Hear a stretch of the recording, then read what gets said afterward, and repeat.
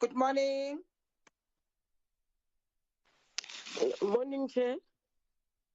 Good morning. Morning, Chair. Good morning. Good morning, chapters.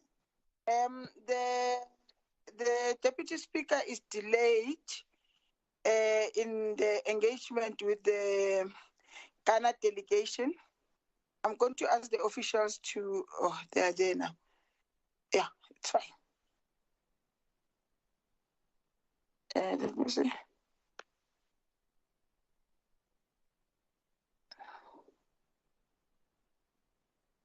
Okay, she's delayed by the Ghana delegation, but I think she's here now.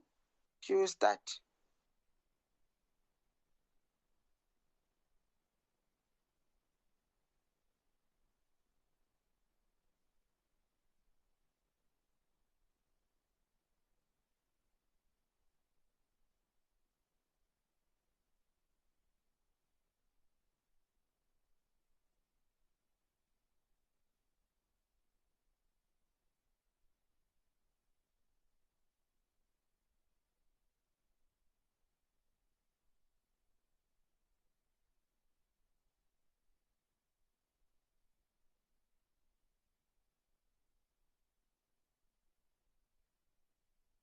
Yeah. Shit. What's happening, baby? I'm dealing with a lot. Yeah, what's up? What's up, baby?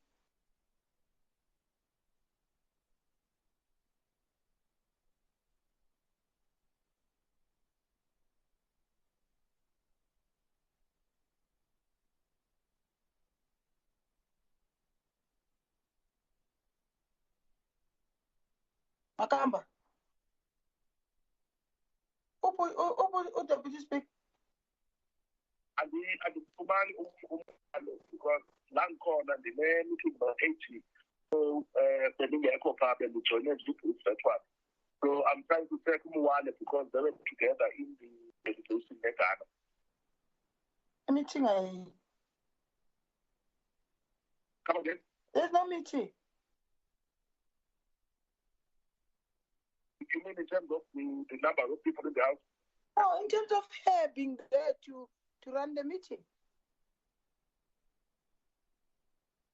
I'm trying to check that as well, but I can't get hold of them.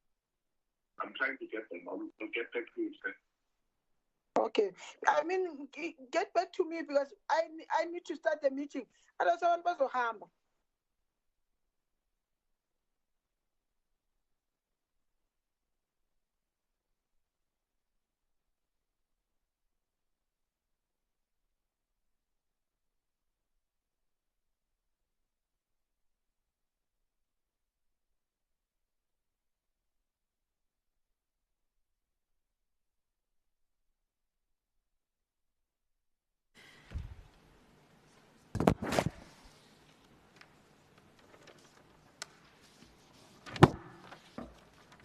Can you take a moment for silent prayer and meditation?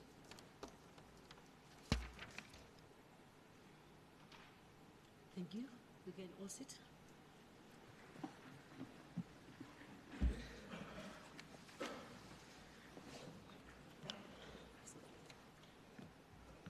What's wrong here?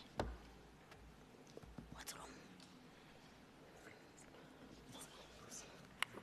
Oh, I'm going to come back there. Good morning, colleagues. I hope everybody is well, even those who are joining us virtually. We've got an announcement to make, colleagues. We are joined today by a delegation from Ghana, Parliament in Ghana. They're seated at the gallery.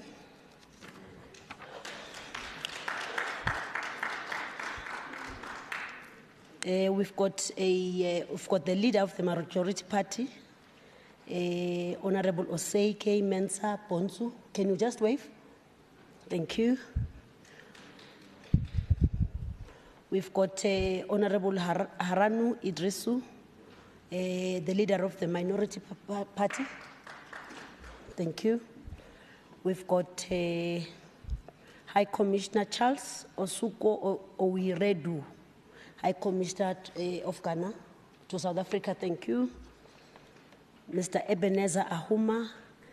You'll pardon me, I can't spell the surname. Ggts Role, Deputy Clerk Legislative Management Division of Parliament in Ghana. Then we've got Ms. Akuya Osei Somwa, an accompanying official of Parliament. Thank you. Did I acknowledge everybody? Okay. Thank you very much. You are all welcome. Member Msimang promised that there shall be calm and order today. I hope I'll hold you to it. on a lighter note. Thank you very much. Do we have apologies, Secretary? Yes. We've got an apology. Firstly, let me indicate that the Speaker is out of the country, representing the Legislature, accompanied by Member Kanyana, Member Hassan, and Member Mpisi. There's the apology, and of course, we've got apologies from the EFF. They are engaged in party business, so they're not in the House. Apology from Member Hlope as well, MEC Hlope.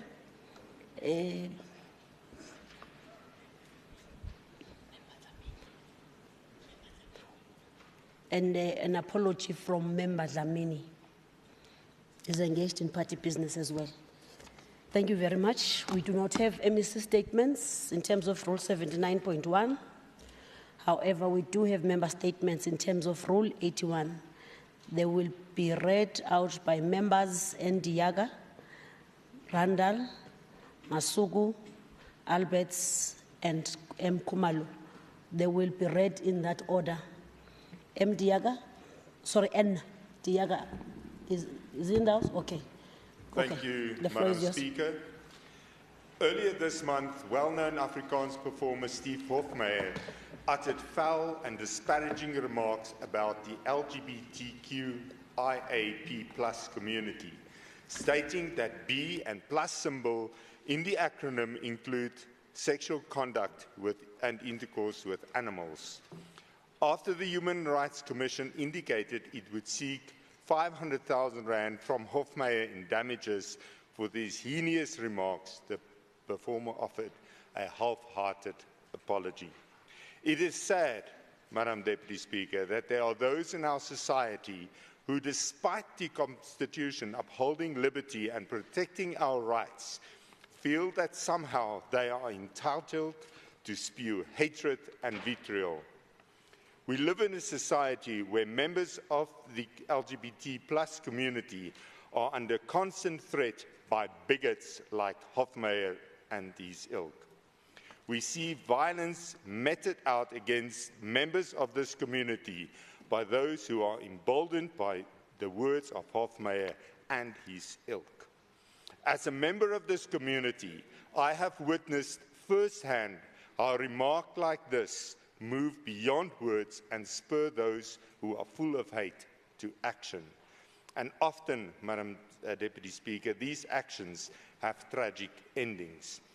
This is a community that, while protected by law, are often failed by us, those who make and oversee the enforcement of this law.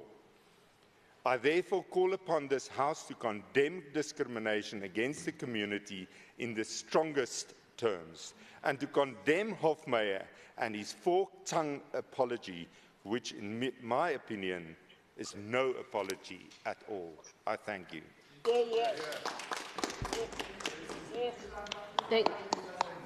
Thank you, Member Diaga. Member Rada. Thank you, Madam Deputy Speaker. I have received complaints from our DI councillors in the Rand West municipality about the lack of Section 80 Finance Committee meetings. The Finance Section 80 Committee in the municipality have yet to complete a finance meeting for the year 2022. That means that all items are going directly to Council without the inputs of a Section 80 Finance Committee. In February, the municipality passed its adjustment budget, yet, once again, the Section 80 Committee was bypassed. This completely undermines our democratic process and the checks and balances it affords us to safeguard the public purse. Madam Deputy Speaker, and then we wonder why local government is failing. It does not take a rocket scientist to figure this out. A layperson can see why. Because the ANC cares not for procedure, and in turn it cares not for the plight of residents who suffer the effect of its incompetence. It would simply take conscientiousness from both the MEC's Finance and COCTA to reel in their colleagues at a local level and read them the Riot Act, ensure that they fulfill their competencies and uphold the oaths to serve the people. Bums on council seats, drawing salaries while doing nothing, are simply oxygen thieves. Madam Deputy Speaker, the people of Rand West are suffocating. Both MEC Maile and Nkomo Ralioko need to breathe life into this municipality before all of its residents asphyxiate on ANC incompetence. I thank you. Thank you, Member Randall. Honourable Masugu. Good morning, Honourable Deputy Speaker, Honourable Premier, members of the Executive Council, Chief Whip of the Majority Party, members of the Provincial Legislature. Honourable members, the week of the 24th to the 30th of April is globally dedicated to focusing on immunization. What is commonly referred to as Immunization Week is a World Health initiative that aims to highlight the collective action needed to promote the use of vaccines to protect the people of all ages against disease every year during the last week of April. Immunization remains one of the most successful public health interventions against infectious diseases such as polio, tuberculosis, hepatitis, measles, and meningitis. The goal of the World Immunization Week, as articulated by the World Health Organization, is to ensure that as many people and communities are protected from vaccine-preventable diseases. Honourable Deputy Speaker, as with other areas of health system, the COVID-19 pandemic has resulted in several disruptions in immunization in 2021. The World Health Organization reported that there was around 20 million children missing out on vaccination in the previous year, the highest number since 2009. Here in Gauteng, the department released a statement over the weekend indicating the impact of 2019-2020 financial year immunization coverage of children under the age of 1 was at 87.4% and dropped to 80.3% in 2021 and 2022 financial year. We must cautiously welcome the improved figures of 88 in the year that we are currently in. And in echo the sentiments of the department, we encourage all parents to ensure that their little ones are immunized to prevent and protect them against disease. Honourable members, it is important that we continue as a legislature to monitor the data coming out of the department to ensure continued prioritization of immunization of children and tailoring of vaccination strategy and operational plans to address the gaps that have arisen because of COVID-19. Madam Deputy Speaker, let us also remind and encourage residents of Gauteng to participate in ongoing consultation in regarding to the proposed amendments of the health regulation to deal with COVID-19 and other notifiable disease in the future. Indeed, we have entered an era where we must learn to live, work, and play alongside COVID-19. In so doing, we must continue to have a regulatory framework that will enable us to, as a country, to manage COVID-19, but also future pandemics and other communicable disease. In closing, I would like to raise this, Honourable Deputy Speaker and Premier. If we don't propose that before these new regulations come into effect, the Legislature and Provincial Government must find time to acknowledge and honour all the frontline workers who diligently put their lives at risk in the war against COVID-19 pandemic. We have done as well as a province because of these hardworking men. Part of honouring them includes ensuring that no healthcare worker, especially those who were employed on COVID-19 contracts, loses their jobs. We may have won the battle, but the war is far from over. We cannot afford to lose any soldier gained during this period. I thank you. Thank you. Member Albert. Thank you, Madam Deputy Chair. Deputy Speaker, tomorrow is Freedom Day for South Africans. 27 April 1994 represented a hopeful day with the glimmer of a better life for all. just over the horizon. But tomorrow is Penitentiary Day for most South Africans. 27 April 2022 represents a dreadful day with the stark reality of an impoverished life right here, right now, forever. The deviation from hope to hell took place under the ANC's watch, with many people across the country crying in agony for a dream destroyed and asking, how did we get here? The short and brutal answer is the ANC made it happen. Under the ANC, we are witness to the highest unemployment rate in the country's history. More civilians being violently killed per day than soldiers dying in the Ukraine war. Unprecedented proportions of corruption that will continue unabated, especially during times of crisis. More decay as the Republic is stripped down to a failed state, and the dawning of an international pariah standing on the wrong side of history. Tomorrow is Penitentiary Day. The ANC imposed change weigh heavily on South Africans. They are tired, disillusioned, sad, and angry. But it is they who have learned important lessons and will lift those change from themselves during the next election. Soon, Freedom Day will be real. Thank you very much. Thank you. Honourable Chief Whip Kumalo.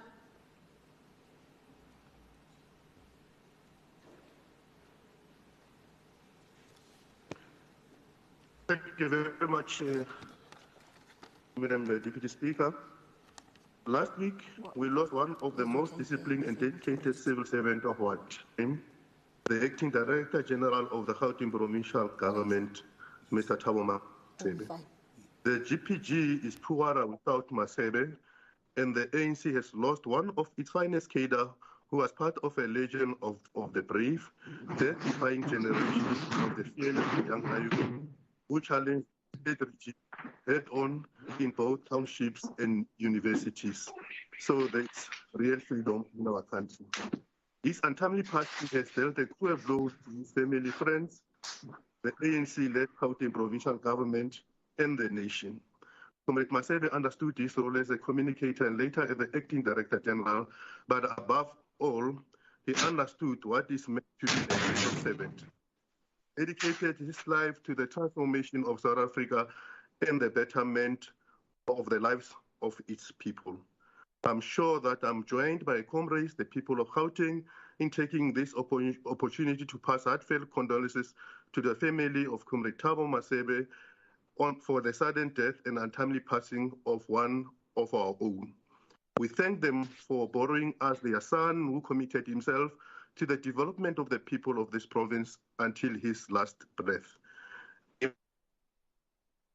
But his spirit will live for generations to come, for he left a legacy from which the current and future civil servants can learn. If all civil servants can just be half of what Comrade Masebe was, South Africa will be a better place for all. Rest well, Comrade Masebe. Freedom or death is certain. I thank you.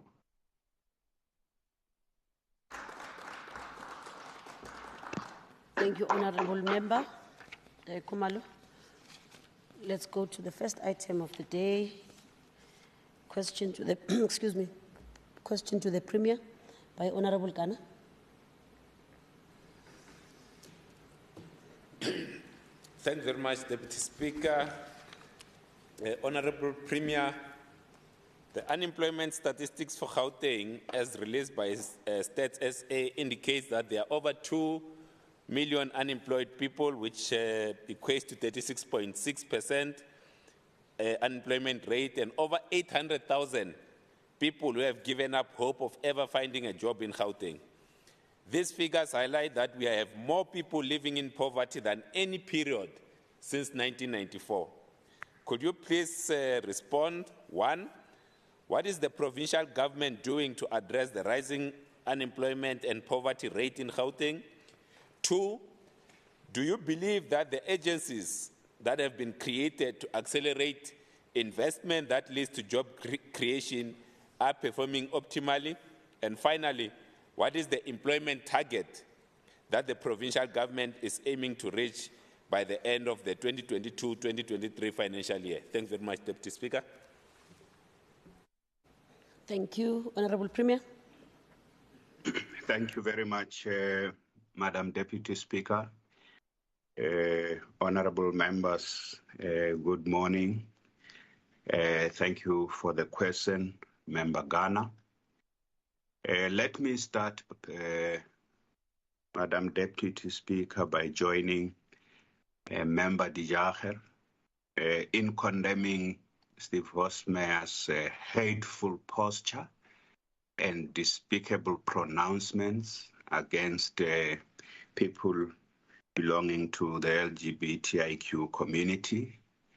They are South Africans, they are human, and they don't deserve that kind of treatment. Hofmeyr is known to be very disposed to those type of practices, hateful as this is, including racist attitudes and pronouncements that he uses his music to echo. So I definitely agree that he should be condemned. We don't need that type of a thing in our democracy. Secondly, Deputy Speaker, I want to join you in welcoming our fellow Africans from the land of Kwame Nkrumah, who have joined our sitting today. We do a great deal of work with the people of Ghana in the normal course of our work. Thirdly, I would like to join the Chief Whip in indicating that, in fact, this is the first sitting without our acting DG, Thabo Masebe, since he passed on 8 days ago. We are grateful, Madam Speaker, Madam Deputy Speaker, for the messages we received and we conveyed to the family from members of this House who have interacted with him in the course of your work and his work. Political parties in this House echoed these condolences and an appreciation of who he was. May his soul rest in peace and his work continue to inspire us in our common quest to build a better province and a better country. And amongst those key issues is the question of dealing with unemployment and poverty. So, Member Ghana, you know our specific plans in this province, which have been adapted as a result of COVID-19. And our plans focus on those priority sectors that we have identified, 10 priority sectors. I want to just briefly go through them again. That's the global business services, otherwise also referred to as the BPO sector. We have worked and have been working and continue to work in this sector to ensure that it can unlock a substantial amount of jobs. Our target over a period of time would be 100,000 jobs. We had made some progress in some periods, but of course COVID-19 had a huge impact. So the global services sector or the business process outsourcing will be critical. We will soon announce an important additional initiative in addition to what we have been doing. South Africa won a global award as one of the preferred place of location for this sector. We have been competing with the Philippines, with India, and Egypt, and in that global competitiveness position, our province has been showing up its very best. It is Gauteng, the Western Cape, and KZN in this sector. We also have been doing a great deal of work in the energy sector and the critical issues on energy here. We work and the overall, in talking about these sectors, Member Ghana, you would know we have said that we bring into the war room industry leaders. They have just spoken about the global services industry. We work with them. When we say finally these are the targets, these are not targets set by government, because government can't set targets for business. When we finally arrive at set specific figures, it's when we're satisfied that there are appropriate investments on the side of the private sector, and government will do those things that government would like to see done. So with the energy sector, we are focusing on renewable energy, unlocking the renewable energy potential. We're also working with the IDC and the DBSA on joint facilitation of funding for those in the energy sector who we have reported to the legislature that one of the key areas of focus is the development of microgrids in our special economic zone and in some of our human settlement developments. Microgrids are the way to go. We are working with SASOL on the development and deployment of SASOL and other black players on the development and deployment of hydrogen, green hydrogen. We're also encouraging municipalities to take full advantage of the opening that's there for municipalities to be able to develop and enter the space of adding renewable energy into their grid, especially bringing in the IPP. So the city of Johannesburg, the city of Tshwane, and the city of Ekurhuleni are working with us on those initiatives. We did this before the 2021 local government elections. We hope this will happen. So the energy sector, with regard to the jobs that will be unleashed or the potential that will be unleashed for the energy sector, we're still working on what the full numbers will be. We are not yet there with the sector, and I'm not going to announce the numbers that have not been discussed with the sector. It's only when through the war room, together with industry leaders, that we have signed off on this can be delivered. Everything has been lined up and signed off on both the side of the business, the investment conference where the president announced what those investments are. We are following up on those with each sector now to say for Gauteng, this will lead to so many jobs.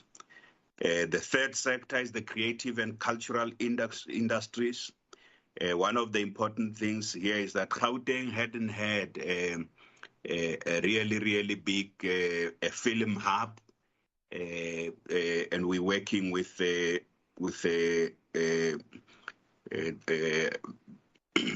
investors to unlock a huge potential around Nasrec for the development of a very big film hub there that will compete with both KwaZulu-Natal and the Western Cape to attract global filmmakers into our province. The opportunities in terms of this sector, the job opportunities identified amount up to 250,000, and this includes in the areas of the gig economy.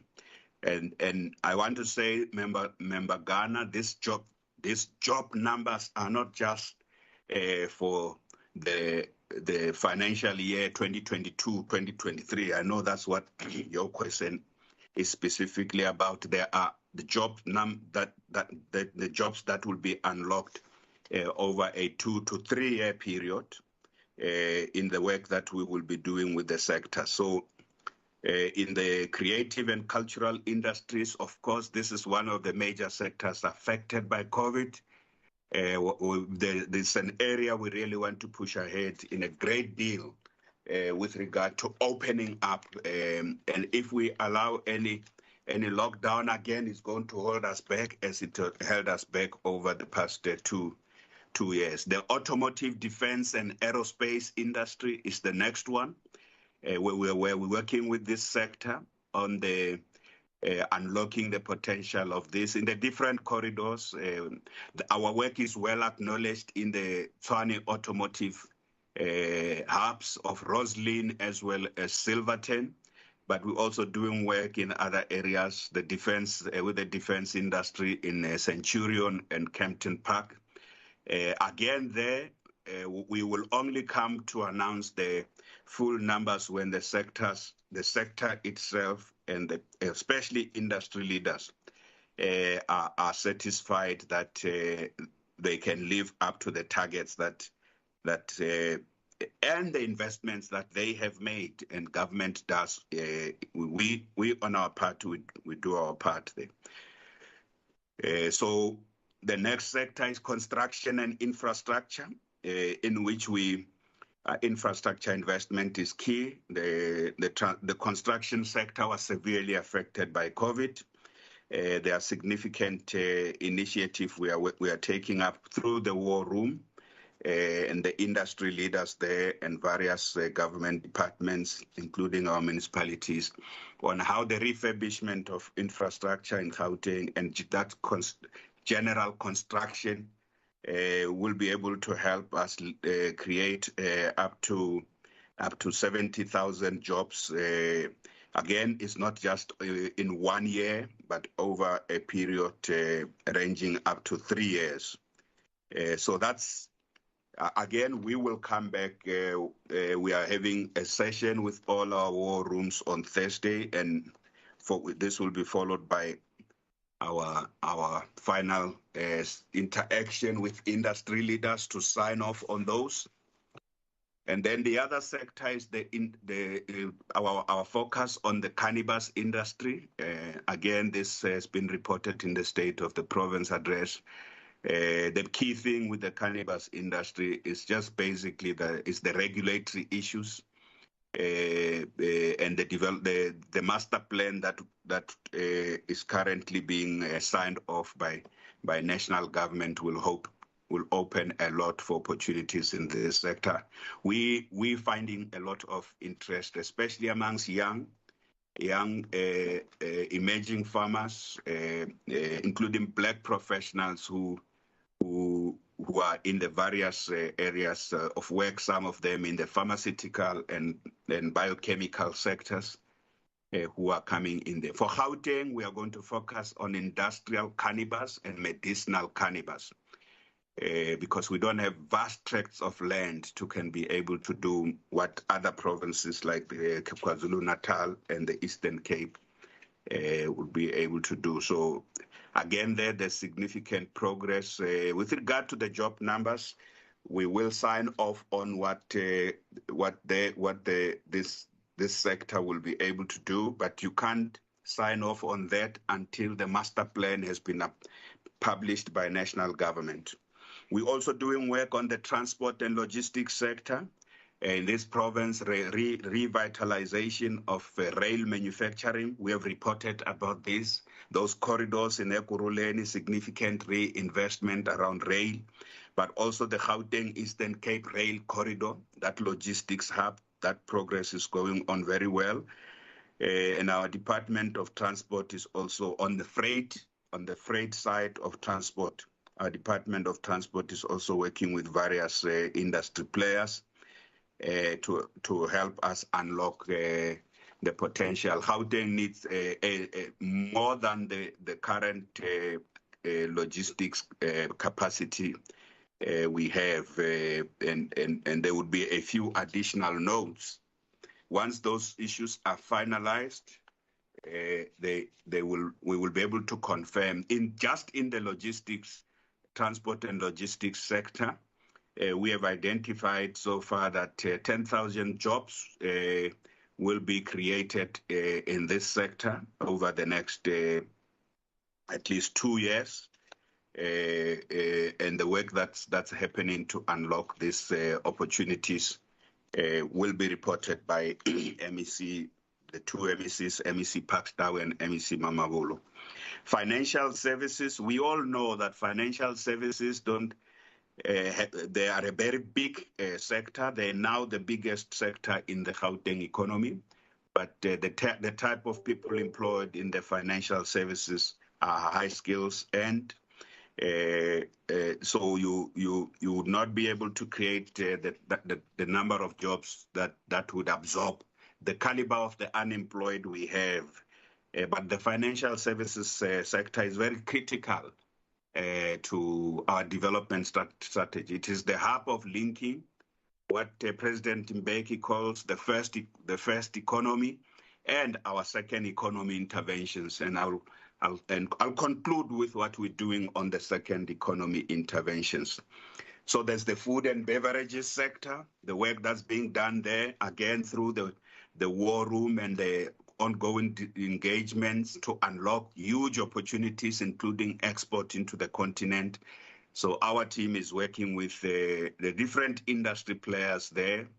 And an absolutely important approach is that it is business in this key sectors I've identified, the 10 high growth sectors. We largely depend entirely on what business is able to commit to, and once those commitments are announced, are agreed upon, we will be able to announce them appropriately. The last sector in the 10 high growth sectors is tourism and hospitality, terribly affected by the past 2 years of the pandemic, but it is reopening up. The hotels, restaurants in Gauteng are reopening up. And the events, the big events have been, we would like to see a lot more of this hosting of the big events. They are critical. This is a very big player in our economy. But this is also one sector that lost, if you think, Honourable Ghana, of the 660,000 jobs lost in the Gauteng economy, a lot of those were also in this sector, tourism and hospitality. We're working very well with the sector to revitalize this sector and reopen up so that we can get more people to work. So those are the 10 high growth sectors of our economy. And in addition to that, we are doing work on the township economy, and that work is driven basically, is the work contained in that law passed by this legislature. We have this week, I must report to the legislature that on Friday we are assenting, and I must thank the office of the Speaker and members of the House again for passing this bill unanimously. We have reported back to 40 townships in Gauteng about the fact that you all unanimously passed the bill. And the office of the Speaker has certified the bill is now with me. On Friday, I will assent and sign it into law. And this part of the work of the provincial government links back to the question about what are we doing. So just to conclude on this part by saying, Honourable Ghana,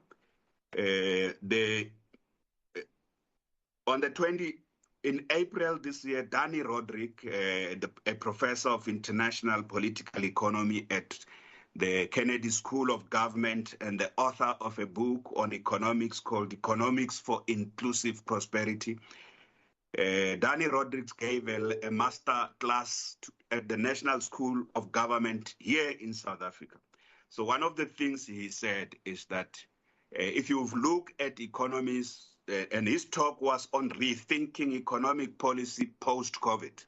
So one of the things he said is that in solving the problems of developing countries like South Africa, you've got to intervene in what I have said earlier on, in what the President Mbeki calls the first economy. So these are the 10 high growth vectors. But he says also, if you really want to make great progress on employment, you must also intervene again in the second economy. He doesn't call it the second economy. He calls it those areas of low skill, small businesses that include also informal businesses. So the township economy is principal. He was, in saying so, he was confirming that our strategy is correct.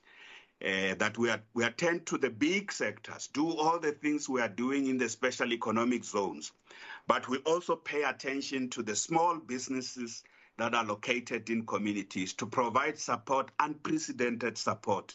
And in this area, the township economy, as the second part of our intervention to address unemployment and poverty in our province, there are huge prospects there. There are numbers that I am not going to, because these numbers are not yet certified and confirmed,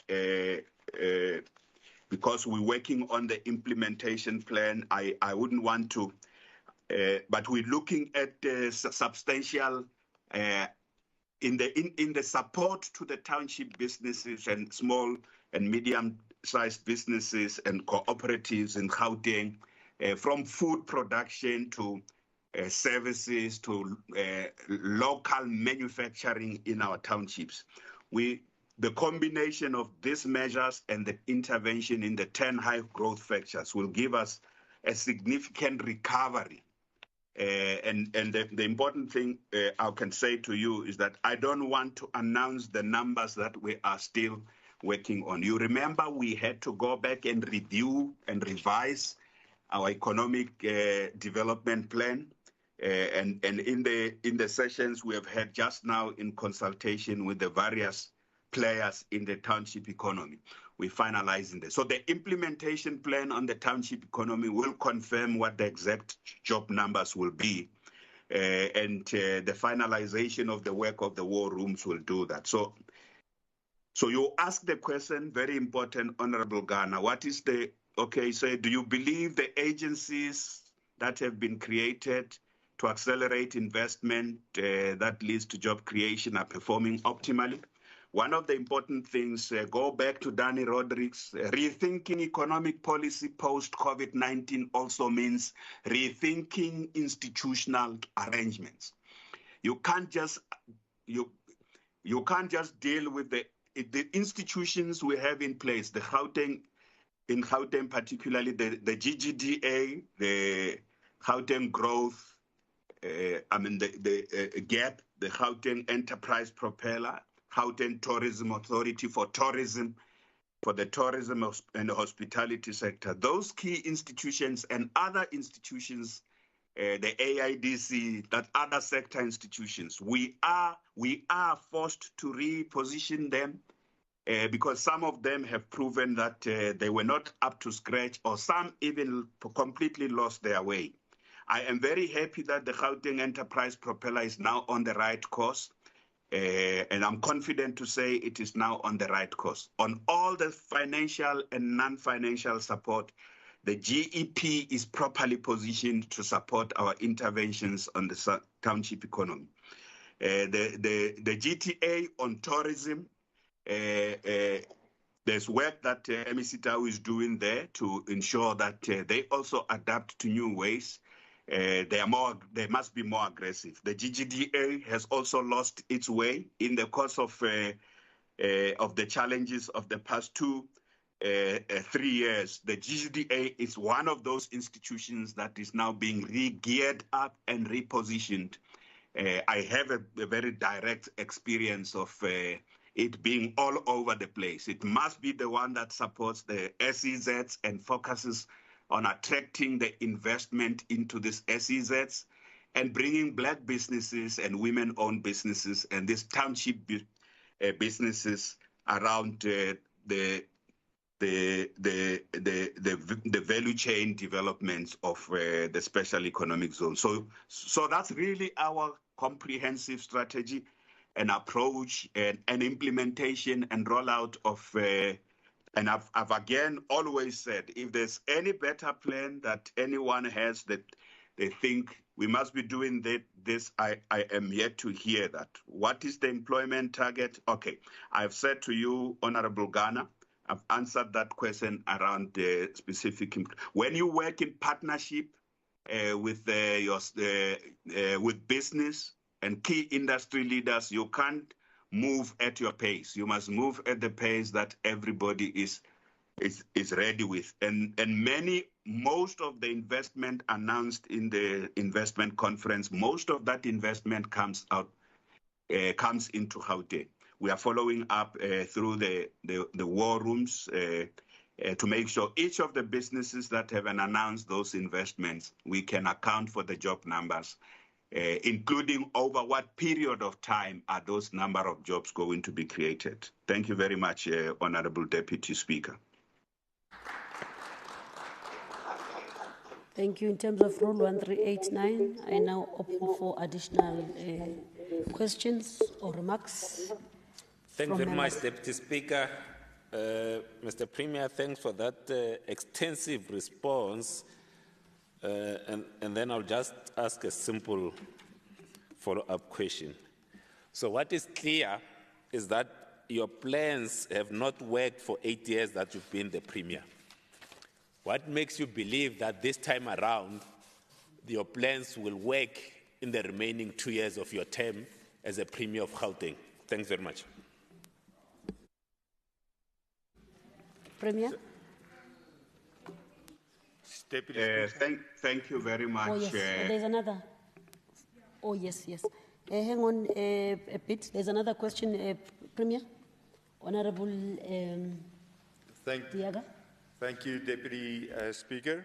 Mr. Premier, are you confident that your executives or Executive Council is equally as committed to reducing the unemployment levels in the province as you are? Thank you.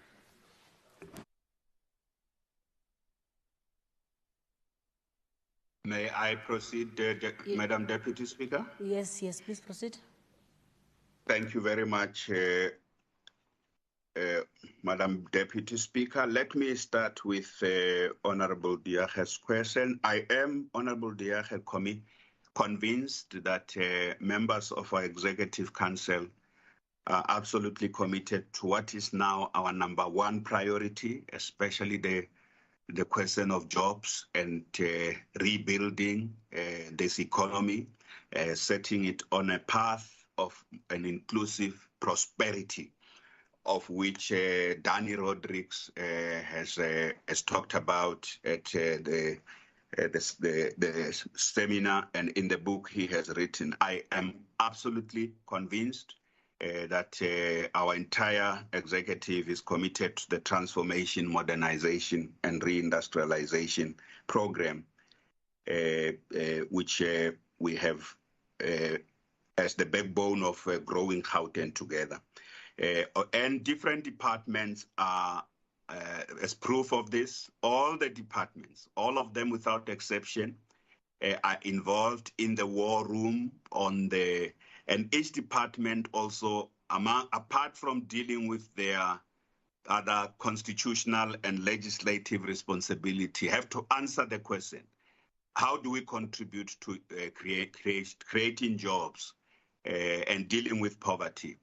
And how is your department specifically contributing to inclusion, including unlocking opportunities for young people to enter the labor market and unlocking opportunities for the township businesses? So these interventions on the 10 high growth sectors affect every department.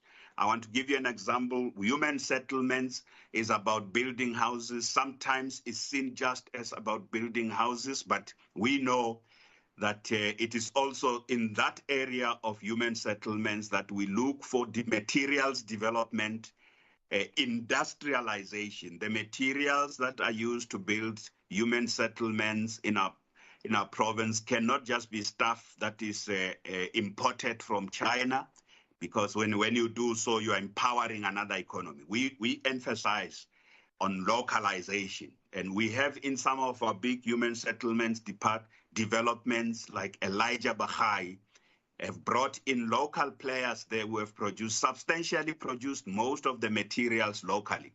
Big corporates working with small businesses in our township. So that is our model of development. So even health and education, they are about services, education and health services, but they all too have to answer the question. In the course of doing this important primary function. How do they contribute to industrialization of our province and localization? Because they consume many products. We saw it during COVID with health. And it must be from properly operating businesses that know what they are doing to produce all the consumables, material, including medicines, to promote that the production of that in our local economy is part of our key industrialization and TMR intervention. There's no department that is excluded from contributing to the this work on the economy. So they are held. Some of the departments do even better. I'll say that the Department of Social Development often does much better in contributing to employment, even though its primary function is different. So, and we have also used that and said, if you use that model, in the social sector can create many more jobs. Of course, others also contribute to the temporary jobs. So Honourable Diacher, I have no doubt about their commitment. The question may always be capacity of a department to do that. Commitment is one thing. The capacity and capability of a department, the officials in the department to do that, that's where we have to drag them along. The follow-up question, Honourable Ghana, you say that if these policies have, you say they have not worked for 8 years, and why will they work in the next 2 years? I know that this is a polemic, Honourable Ghana, and you know me, I can deal with polemics extremely well, but when you deal with polemics, start with the facts. Just proceed from the facts. Seek the truth. Seek truth from the facts. So what are the facts? Between the Gauteng economy had created, I reported this in the 2017 report, end of term report to the Gauteng Legislature about how many jobs were created in the Gauteng economy, the largest number of jobs compared to any other economy in the Republic. I indicated that we had created over 400. These are not, exclude all temporary jobs, over 400 jobs between 2014, 400,000 jobs between 2014 and 2019. And I added that if you look at the period from 2012, those jobs would have been 700,000 jobs.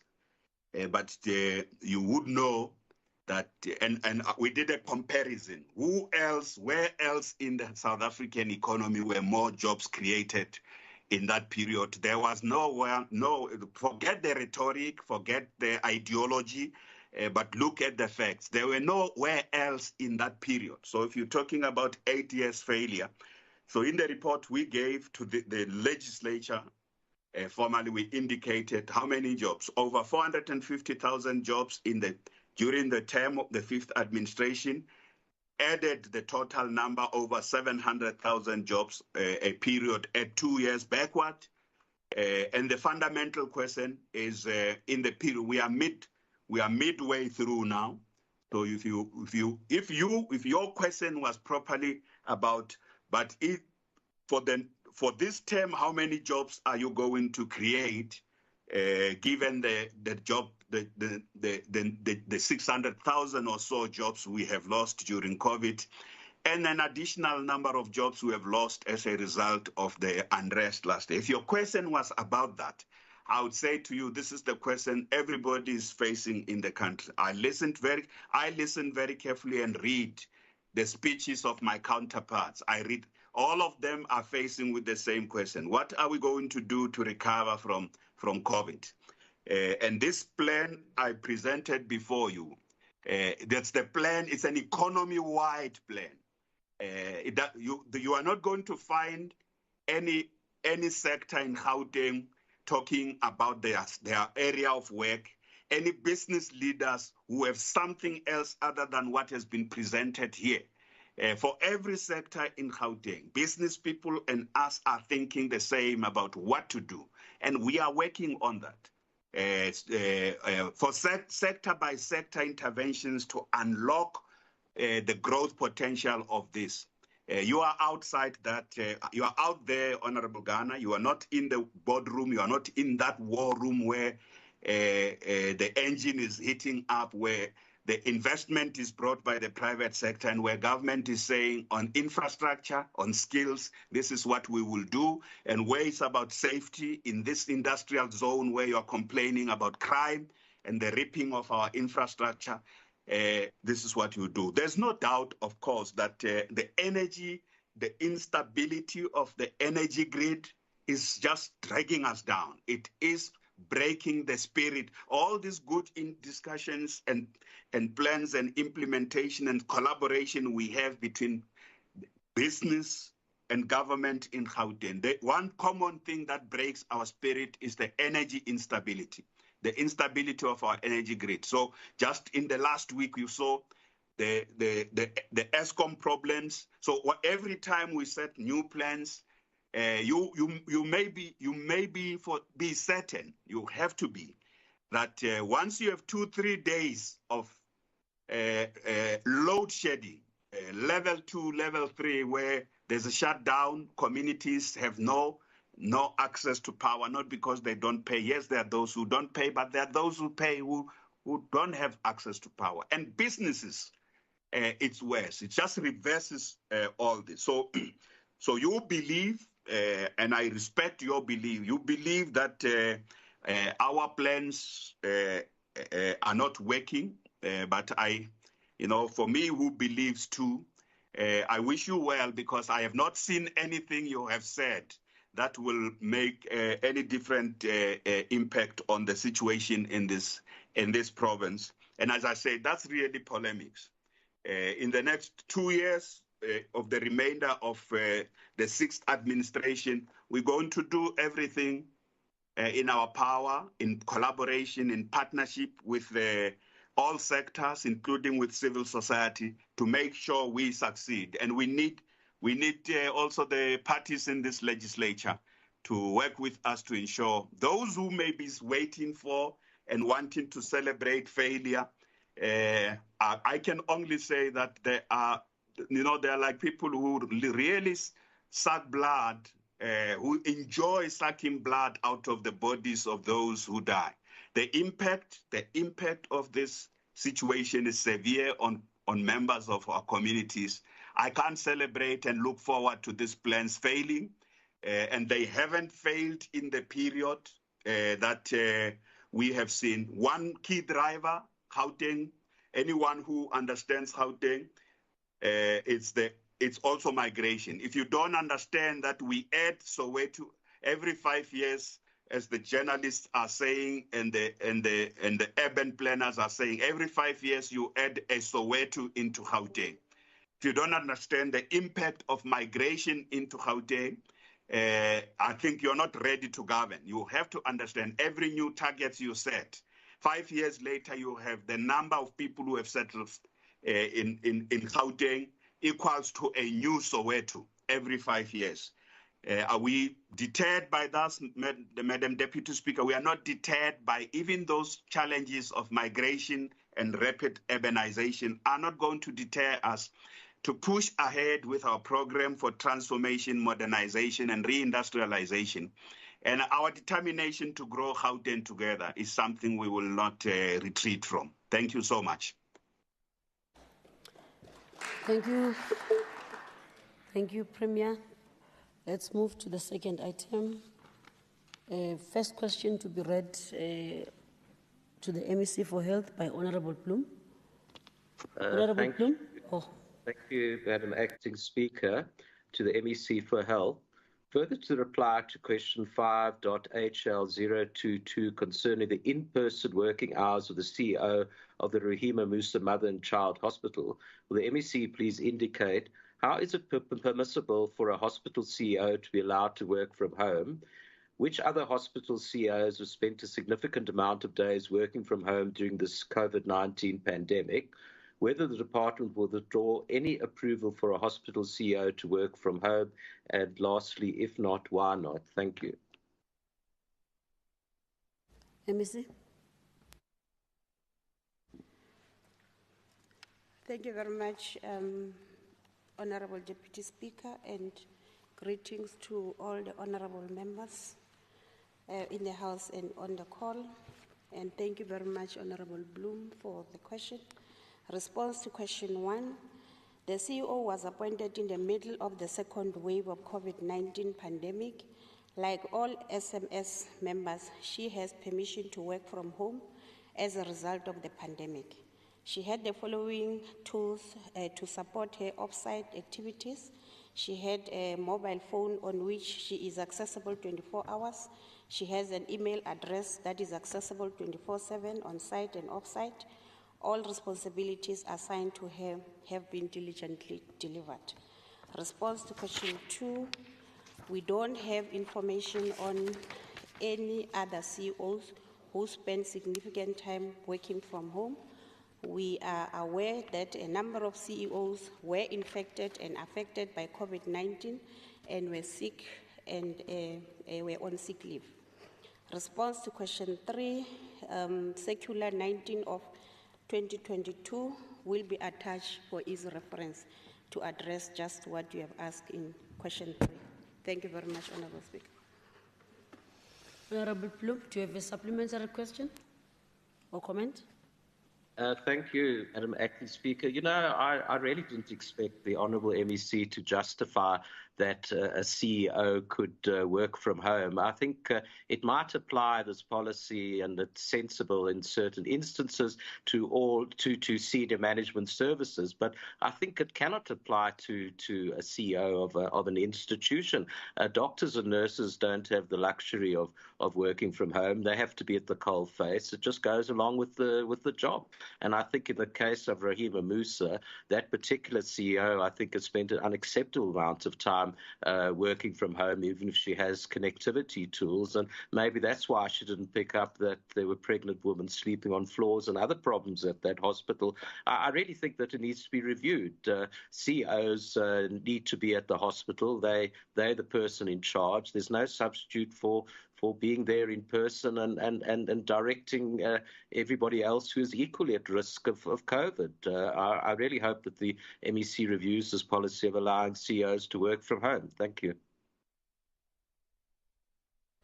Any other supplementary questions from members? Okay, thank you. MEC? Thank you very much, Honourable Deputy Speaker. Honourable Bloom, but it is acceptable for you to work from home.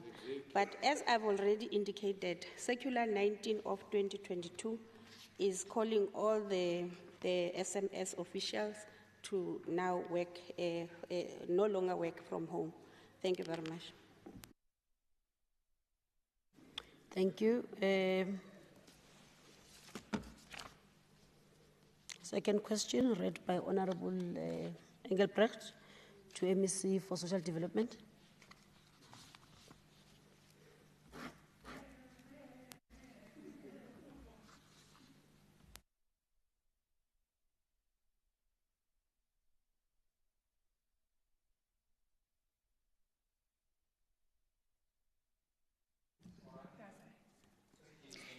Regarding Ezekiel House, a drug and alcohol rehabilitation centre in Tierpoort, Pretoria, could the MEC please indicate, firstly, when did the department receive the 5-year re-registration application form from Ezekiel House, and how soon after receiving this should the application have been approved?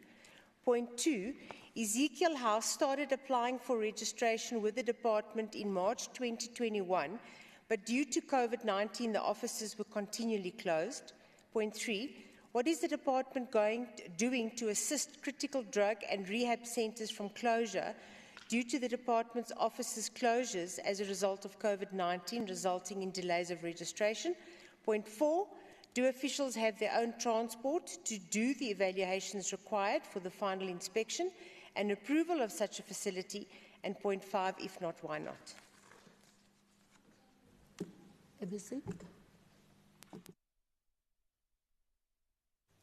Thank you very much, Madam Deputy Speaker, and thanks, Honourable Engelbrecht, for the question.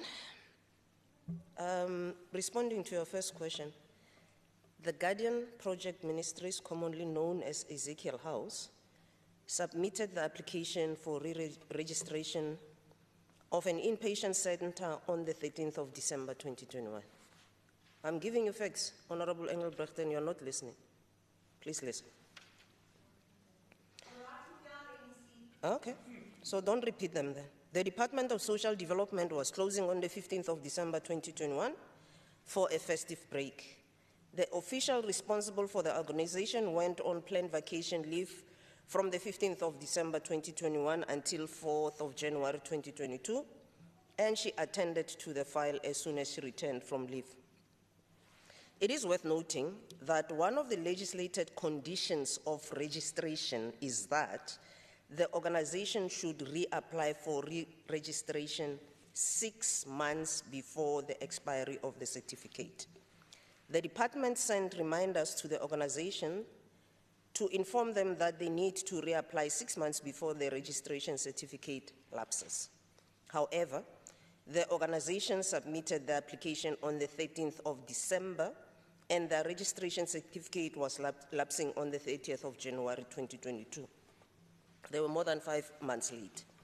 The responsibility is upon the management of the treatment facility to ensure that they submit the registration documents within the regulated timeframes as clearly indicated on the registration certificate. The Guardian Project Ministries failed to comply with this condition as the application was received a month before expiry of the certificate to enable the department to process the application and conduct the necessary assessments in collaboration with other stakeholders, such as the Department of Health. The department is required to respond within 90 days after receiving an application. There were documents awaited from the organization that delayed the finalization of the registration process, and this was communicated to the organization. Upon receipt of the application, the department is required to conduct a site visit for a site assessment in collaboration with the Department of Health before a recommendation can be made to the to the head of the department to consider the application. Now, I want to give you a blow-by-blow account of what happened exactly. On the 10th of January, the official from the Department of Social Development in the Tshwane region sent a request to the Department of Health, requesting them to avail officials from the District Mental Health Department to conduct the health assessment at the center. On the 11th of January 2022, officials from the Department of Social Development conducted an on-site assessment at Guardian Projects Ministries. The Department of Health was not available to join the Department of Social Development for a joint assessment as they were occupied elsewhere. The pre-registration assessment report was compiled on the 12th of January 2022. The final report was sent to the supervisor for canalization on the 26th of January 2022. The final editing was done after the report was canalized. The Department of Health conducted the health assessment of the medical component of the Guardian Project Ministries on the 31st of January 2022. Please note, it is still within the 90 days. However, there were delays in the submission of the health assessment report, and this resulted in the region submitting the registration file to Provincial Office only on the 4th of March 2022. The application could not be processed without health report, which was subsequently submitted on the 18th of March 2022. I repeat, it's still within the 90 days that is required. The amended assessment report from the Department of Social Development to region offices was submitted to the Provincial Office for further processing on the 25th of March 2022. Upon assessment of application at the provincial offices, it was noted that the Guardian Project Ministries is registered as a private company as well as an NPO. The conditions change. The current NPO status report as well as the CIPC documents as a private entity are still outstanding, and the application for the registration cannot be finalized. Responding to your second question, the department did not close offices and continued to operate during COVID-19 lockdown levels.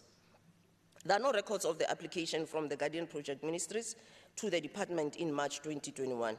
The email correspondence that was received from Ms. Adele Oberholzer from the Guardian Project Ministries was forwarded on the 29th of September 2021. The email was forwarded to the department where she stated that, and I quote what she said, the Guardian Ministry will soon be submitting an application for re-registration of the center, close quote. The department responded the same day, the 29th of September 2021, to inform the organization that applications for registrations are decentralized to the regional offices and that she should submit at the Tshwane regional office.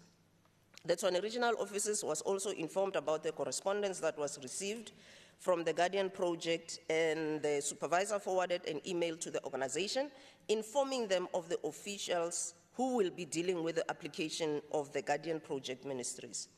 The contact details of the social worker who will be responsible was shared with the organization. On the 4th of October 2021, the social worker forwarded the necessary registration requirements to the organization, as well as the checklist for all the documents that should accompany the application for the registration of an inpatient treatment center. The organization acknowledged receipt of the forms and re-registrations and indicated that they will be submitting the application soon.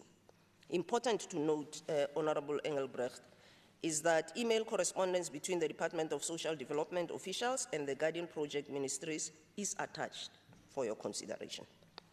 Responding to your third question, Honourable Engelbrecht, the Department of Social Development did not close offices due to COVID-19 and continued to provide critical services during all the lockdown levels whilst complying with the prescribed regulations. Officials reported to work on rotational basis.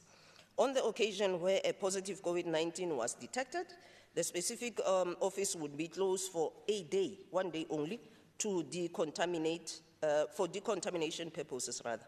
Most officials worked a full day even when they were working remotely. No registration certificate of a treatment center expired because of COVID-19 lockdown restrictions. The registration certificates would expire due to late submission of complete application forms with all required documentation. The application for re-registration of Guardian Project Ministries cannot be concluded as there are outstanding documents awaited from the organization. Responding to your first question, yes, ma'am, the department provides transport for officials to perform official duties, and this includes assessment of treatment centers. Question 5 is not applicable. Thank you very much, Madam Deputy Speaker. Honourable Engelbrecht, supplementary question? Yes. MEC, I can just reply to this in terms of facts, is that the organisation started in March applying and going to the offices, and every time they went, the offices were closed, and I've got proof of that. And on a monthly basis, the organisation went to the offices, and every time the offices were closed. The organisation is one of the largest and long-standing rehab centres, and they are not able to help 20 rehab people that need rehabilitation on a daily basis. The courts are requesting them to assist patients that need rehabilitation, and on a daily basis they have to turn down patients. And this means that these patients that are in dire need of assistance cannot be assisted. This is a huge tragedy for the patients, and my question is, why has the department not provided a provisional registration for the centre? And then in terms of the transport, the centre actually had to provide transport for officials that didn't have a vehicle, and the centre had to use their own vehicle to pick up officials, transport them to the centre, and actually have them assist with the evaluation of the centre. Thank you.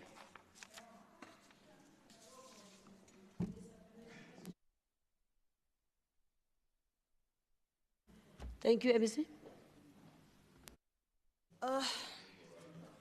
Honourable Engelbrecht,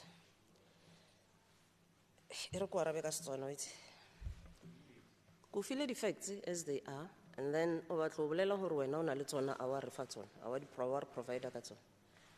Ko boleletse gore mo department ne sa tswalla, and we have evidence to that effect. The fact remains they applied late We are still awaiting further documents. And until they provide those, there's nothing we can do. There is no organization that's going to be allowed to flout regulations, including, what do you call them again? The House of Ezekiel House. They know. We communicated with them. I will provide you with evidence. It is attached here. So you are purporting that you've got evidence to the contrary. I would appreciate it, and we'll have the matter followed up. And I still maintain there was no office that was closed. People came to the office on rotational basis as per the COVID-19 requirements, and those that were working remotely were actually working. That's why I was able to give you a blow-by-blow account of what happened. So I suppose the only thing that's missing between you and I is that you share that information with me where they are purporting, and you must underscore the word that they're purporting, because I have no evidence to that effect. And I don't believe that they did, but I would appreciate you giving it to me. These people must just comply. And when they comply, they will get their certificate. Thanks. Thank you. Moving to the third question. Member Engelbrecht to MSc Health.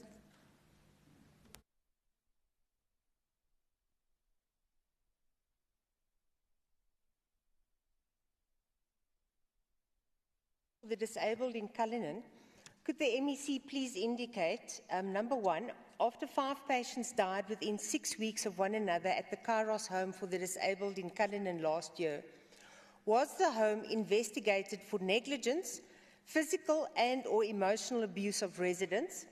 If yes, what were the findings? If not, why not? Fourthly, what measures has the department taken to ensure that patients are correctly cared for and fed 3 nutritious, protein-rich meals with fresh fruit, vegetables and sufficient dairy products? And fifthly, what measures has the department taken to ensure that psychiatric patients are separated from the physical disabled patients and that their medicine is correctly administered? MEC. Thank you very much, Honourable Deputy Speaker, and thank you very much, Honourable Engelbrecht, for the question. Response to question 1, yes, there was an investigation that was done. Response to question 2, the investigation report is attached. It's close to 5 pages, so you will be able to go through it. And response to question 3, it also relates to an investigation, and the investigation report is attached. Response to question 4, the district dietitian continues to provide support in terms of guiding the NGO kitchen staff to follow the correct dietary plans. The facility has a normal 8-day cycle menu and it is implemented correctly. It was, however, identified that correct portion of sizes are not followed. Bigger portion sizes are served, and this had to be corrected. NGO was informed that standardized recipe and diet order should be used to avoid preparing a lot of foods and serving bigger portion sizes to manage food budget adequately. Response to question 5, Kairos is a mental health NGO that was licensed to care for users with psychiatric disorders and not clients with only physical abnormalities or disabilities. A critical aspect was the incorrect admission of users according to the licensing agreement. The district embarked on an intersectoral collaboration with the Department of Social Development to relocate these identified users. 39 users, which included older people, homeless people, and users with disabilities, were identified to be relocated. During the process of addressing the critical assessment requirements and decreasing the number of users, Kairos was notified to suspend any new admissions. The importance of the presence of the registered nurse in the NGO to monitor medication administration was emphasized. Proper storage and recording of medications were encouraged during the assessment visits. The following nursing categories are on the NGO staff establishment: a professional nurse, enrolled nurse, and auxiliary nurse to monitor those functions. Thank you very much, Honourable Speaker.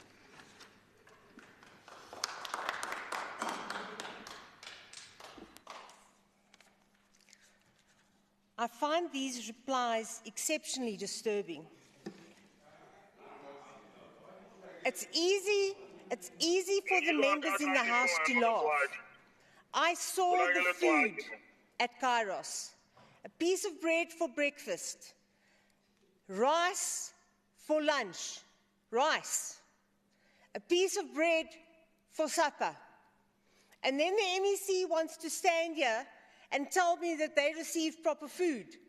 After 2 weeks, there was no food left at Kairos. So what has the MEC done to ensure that those people got proper food? And then she wants to stand here and tell us that they were receiving 5 meals a day. Any other questions? We can't provide food because we've stolen the And then, in terms of a nurse, there was no nurse employed at Kairos.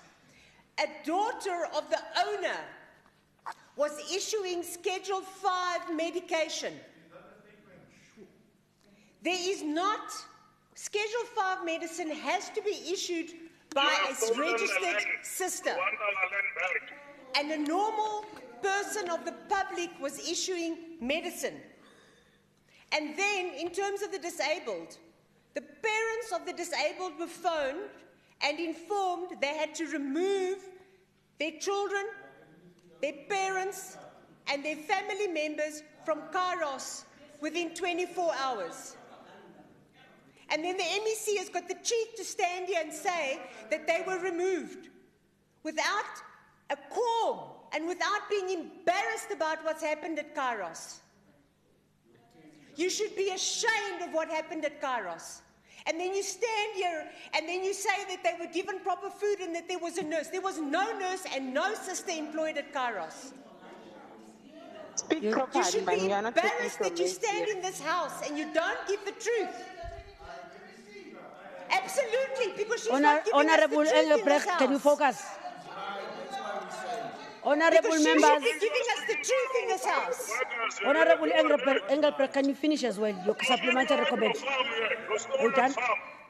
Deputy Speaker, the MEC should be standing in this house and giving us the truth, because that is what we expect in this house, is why are not proper people employed to look after the disabled and the mentally people that are mentally disabled, because that is what we expect from this department and the Department of Health. We've already got the Life Esidimeni tragedy, and now we've got Kairos, where we've got mentally disabled and physically disabled people who are dependent on this department to look after them. Okay, thank you. Honourable MEC, can you respond? Thank you very much, Honourable Speaker. I've given the version of the department and I'm sticking to it. Whether you take it or not, Honourable Engelbrecht, then it's your problem. But the report is here. Thank you. Moving right along. Honourable.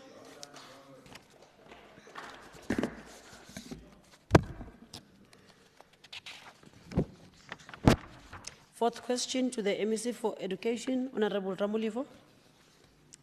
Thank you, Deputy Speaker.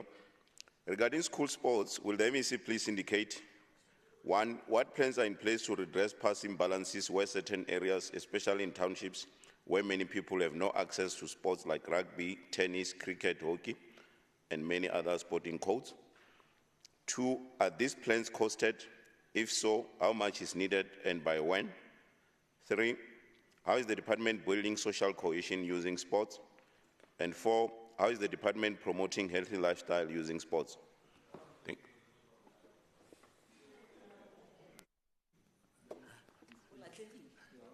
Thank you so much, Deputy Speaker, and thank you so much, Member Namalifa, for your questions. Regarding question one,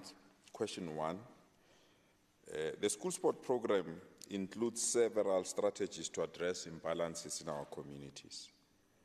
What we've done thus far, we've entered into an agreement with the Department of Sports, Arts, Recreation and Arts so that we can be in a position to introduce what we call Wednesday League program, especially in no-fee schools. The Wednesday League program, after we've entered into a very important agreement, unfortunately it was disrupted by COVID. but we've reintroduced it.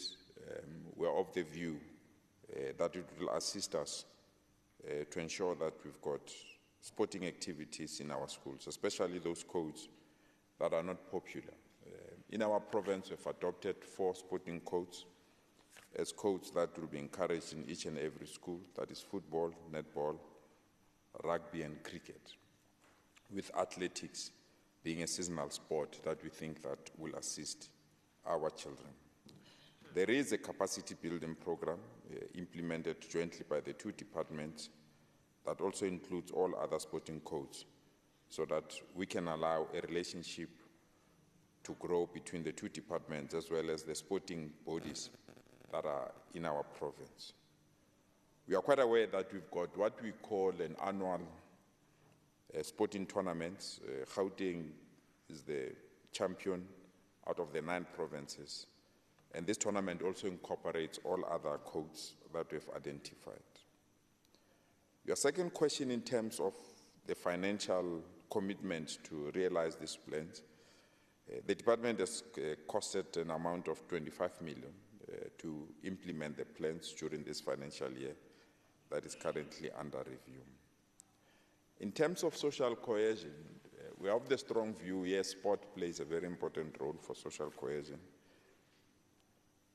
We are of the view that there are lots of independent sporting tournaments that need to be coordinated so that they can incorporate all these codes and they can form one league and they can have the professional element of it, the development element of it, as well as the amateur component of it, so that all the sporting codes can be encouraged to adopt certain schools, but most importantly, they can have a developmental element so that all our children can get access to these codes.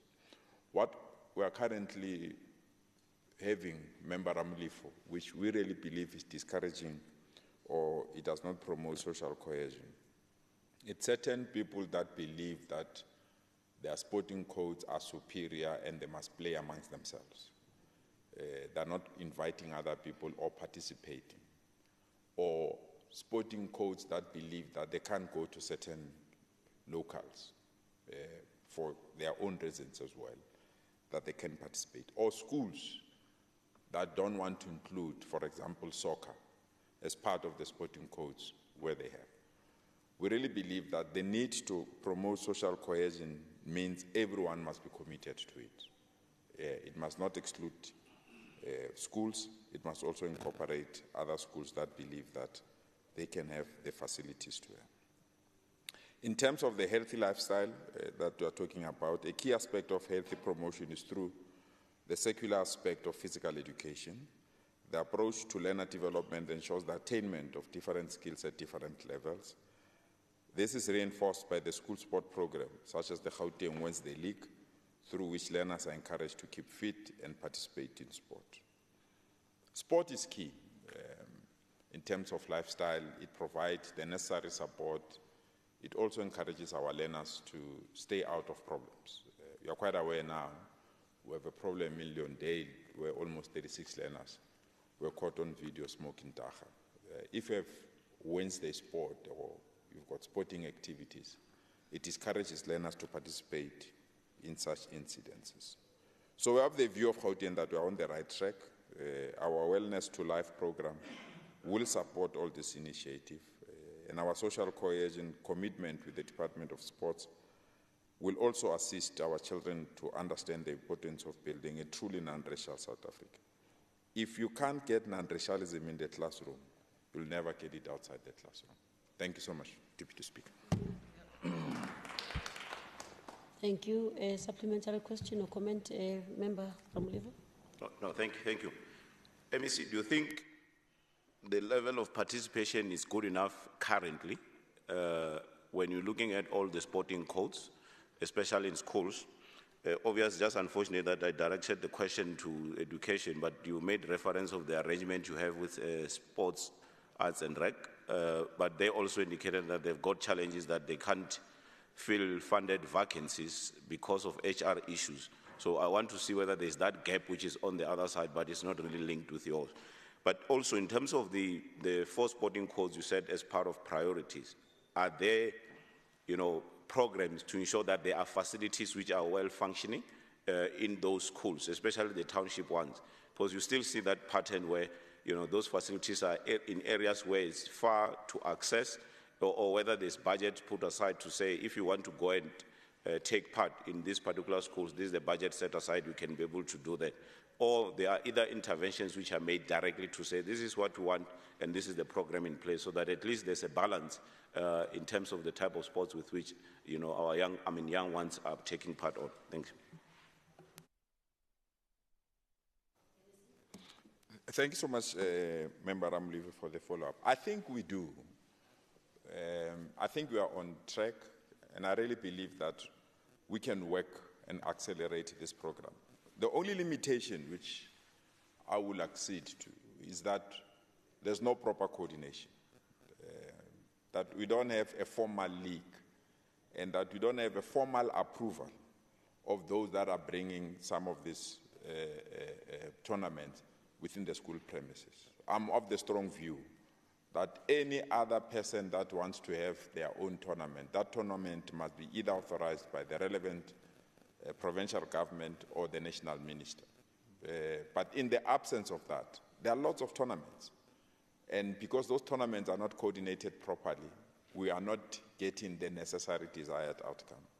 I mean, if we take the APC Motsepe League or the Motsepe League in terms of football, it's recognized, well-structured, you know where it's playing and when it's not playing. You can't say the same with the rugby tournaments. The rugby tournaments are coordinated by the schools that speak a certain language and they want to be on their own outside the formal structures of government.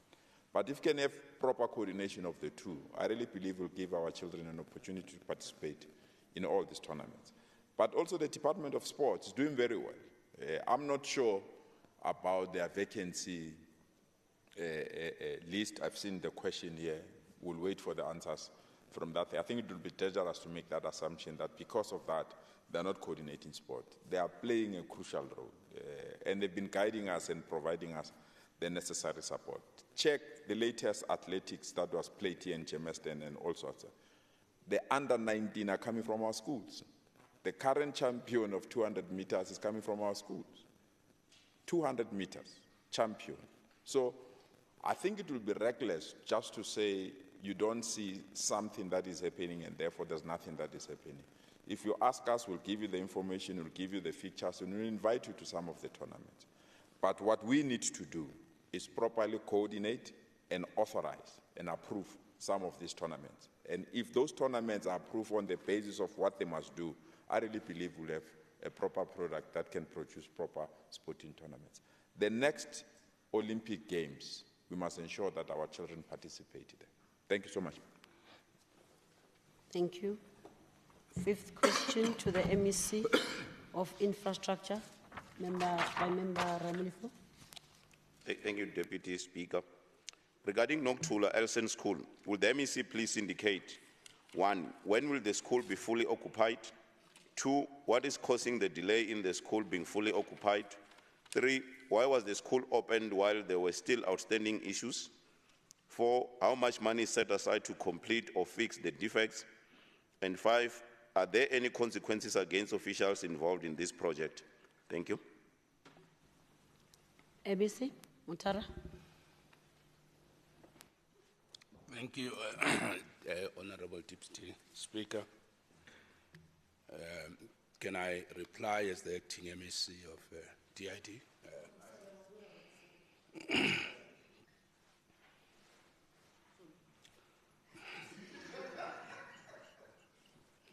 Thank you very much, Honourable Deputy Speaker. Let me greet the Premier, the Chief Whip, all MECs, Honourable members. Thank you very much. I'm being disrupted, Deputy Speaker. Honourable Ramulif, let me answer your question 1 to 5 together because of the complexity of the matter. Now, the reply goes like this. So the full occupation of the school is dependent on the completion and resolution of the following issues. Firstly, the issuance of the final occupation certificate to be issued by the City of Johannesburg. The critical dependency in this regard is the issuance of the certificate of clearance by Johannesburg Roads Agency, JRA, and this is on the bulk service work relating to paving inside and outside the school. This will be part of the bulk service compliance, and I'm pleased to announce that I've already directed the department to arrange meeting with the MMC of Transport in the City of Johannesburg, Councillor Ngobeni, and the legal services of the City of Johannesburg, so that we can deal with this matter of the occupancy certificate as it affects bulk services relating to roads paving. And JRA has to help us with that. Now, we're confident that this will be resolved urgently. Secondly, we need to do rework on the stormwater management system. And this is to ensure that we resolve the water damp or wet condition that has since emerged in the school, posing an occupation risk. This will be finalized once the investigation of the root cause, that is the wet condition or the water damp, is verified and confirmed beyond any shade of doubt. As you may be aware, we have already appointed an independent engineering firm to conduct the investigation, and they are on the verge of completing the report. They've actually issued a first report, and there's a second iteration on the report. The final one will be coming soon.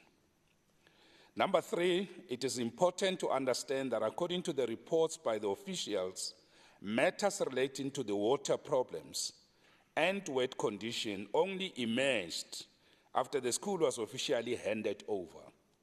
And hence, we need to determine negligence and whether it happened in the early stages or whether this was not reasonably foreseeable by both the PSP and the contractor that designed and finally built the school. It is only a legal process based on proper investigation that will determine the issue. And as I've said, that we are concluding the report, that the two drafts have already been issued. Now, fourthly, we have also approached the Office of the State Attorney to appoint senior counsel to assist us to determine negligence and liability on the part of the engineering consulting firm and the contractor with respect to the water dump or wet condition. This will clarify matters relating to geotechnical report and how this was handled from the design stages to construction. Depending on the response of the engineering firm and the contractor that designed and built the school to our legal challenge, they can choose whether to fix the problem or we appoint a new service provider and contractor to complete the stormwater management system. If these service providers, that is those that have delivered the school, refuse to take responsibility, we will pursue them in court. But will not wait for a court process to conclude, but will engage the Department of Basic Education and MEC Lesotho as the client and Provincial Treasury for funding whilst the court process proceeds.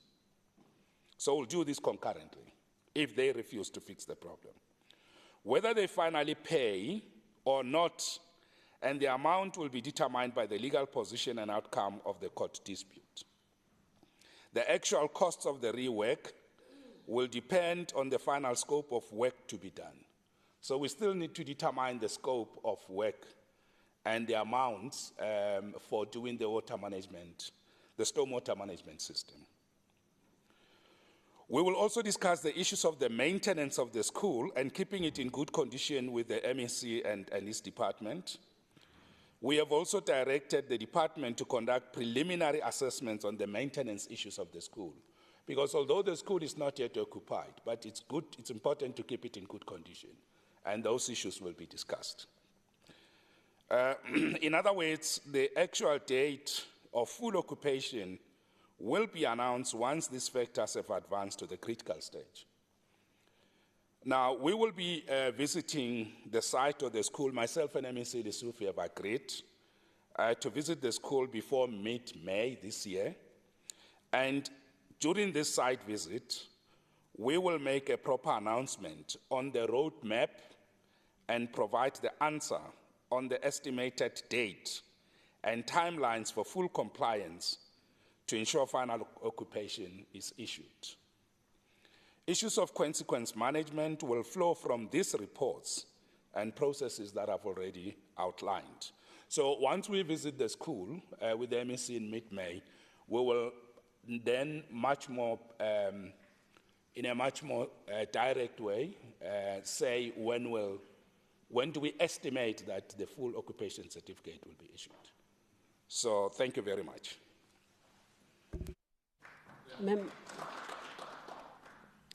A supplementary comment, a question or a comment? Thank you, Deputy Speaker. I hear you, MEC, but it doesn't seem like the sense of urgency. Based on the preliminary report you indicated you got, are there no actions which then you can do now while waiting for final report? Are you also willing to share the report which you currently have? As you indicated that you have got an independent investigators, can that report be made available? And also, if you're saying, consequences will then be dealt with after the final report, the information which you currently have, can't it suffice, for you to take actions? Because this, more than 300 million has been used in this facility. And if it's not fully occupied, for learners with special needs, I think we probably need something better to speed up this process so that, the waiting list of learners who need access to special schools can be speeded up. But if we're not applying sort of sense of urgency in this particular matter, I think we are further delaying and denying access, to quality education to learners with special needs. So I want to make an appeal that can this process be speeded up, and we know timeframes by when will this matter be fully resolved. It has been dragging for so long. It's more than 5 years as we speak, and the thing doesn't seem to be giving any clear indication of when it's coming to an end. At least if we can get timeframes of by when will this matter be resolved finally, I would really appreciate that. Thank you.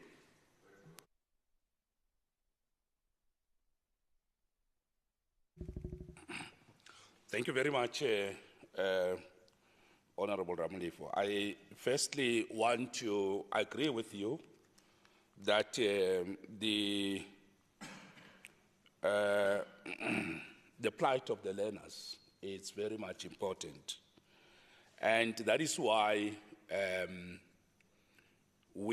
already said, given the urgency of the matter, we are arranging a meeting with the MMC in the city of Joburg. And I know MMC Funzi Ngobeni, he will respond we will respond to our request for a meeting soon. We have already made the request. And secondly, that the fact that I've put the date of before mid-May to have visited doesn't mean we're visiting on that day. We could visit even much more earlier. But between now and the 15th, we will be briefing MEC Lesotho, but there are things we need to tie up. We need to have senior counsel appointed by the state attorney because we need them to immediately challenge the parties that delivered the school. And that is going to determine our supply chain. Do we go for procurement of new service providers, or do we stick with them and they fix? So all these matters, we will have tightened them up. And that is why we will make an announcement that will be consistent, because we also don't want to make announcements on dates and timelines that have not been carefully thought of, because that perpetuates the frustration. So we agree here. I don't think there's a problem on agency and the seriousness of the matter. But if we become populist and we make announcements, deadlines, and take steps on things that have not been properly thought of, the contractor and the PSP that delivered that school and signed it off as ready, they will fight us in court and push us back, and because we'll have not done proper work. So I want to plead with you that let's balance these two issues, but we agree on agency, absolutely, we agree on that issue. And I can assure you, when we make an announcement on now the roadmap and the timelines, we will have carefully thought about that so that we don't perpetuate postponements and announcements on things that have not been properly thought of. So thank you very much. Sorry I took time. Apologies. Thank you. Sixth question to the MEC for Cooperative Governance, Traditional Affairs and Human Settlement by Honourable Member Chabalala.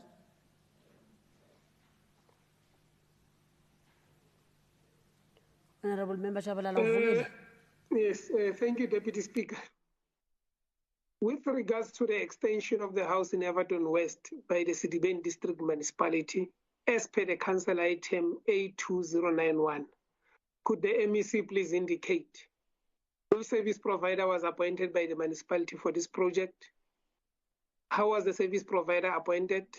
When did this project start and when did it end? How much was paid to the service provider? How much did this project cost the municipality?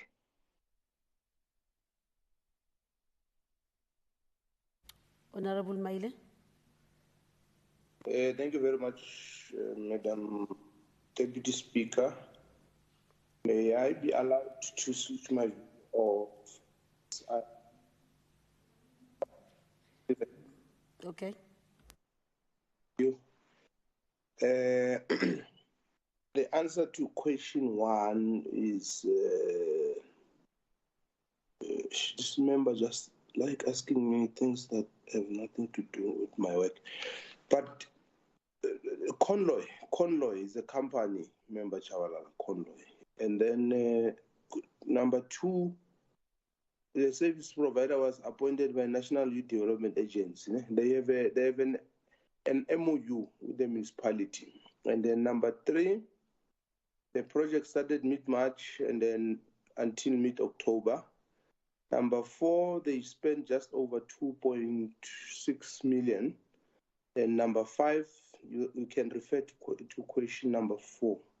Yeah, there's your answer. Thank you. Member Shabalala, do you have a supplementary question or a comment? Okay, no, thank you, Deputy Speaker. I just want to say to the MEC, this has everything to do with your job. Don't say this has nothing to do with your job. And seeing that the municipality has spent over 2.6 million rand extending an RDP house, is the MEC going to take action, or what steps is the MEC going to take to ensure that those responsible are held accountable? Thank you. Honourable MEC. Yeah, no, thanks, Deputy Speaker. The problem with this member, he just doesn't listen and he lacks comprehension. I just told him now that this program, they did it with the National Youth Development Agency. I hope he knows what is the National Youth Development Agency. It's a national agency responsible for youth development in the country, which is located in the presidency. So I'm the member of the Executive Council appointed by the Premier based in the province. So I will advise the member to approach his colleagues in the National Assembly to ask the Deputy Minister responsible for this agency on this issue so that he can get the answers he wants. Because I suspect the member has got a certain quota of questions that he must meet. So he just asks even things that he's not supposed to ask me. So This has nothing to do with the municipality. It has everything to do with the NYDA, as I've said to him, according to the answer that I've been given. Because when you ask me about the municipality, I would ask them for the answer. And I've told you this before. So now you want to make your lack of comprehension and incompetence my problem. So thank you very much, Madam Deputy Speaker.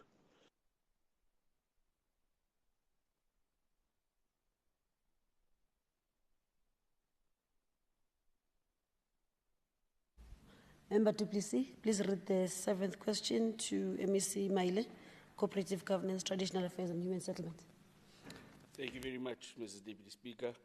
Regarding the debt owed to Eskom by the Rand West District Municipality, could the MEC please indicate what is the current total Rand amount of debt owed by the municipality to Eskom?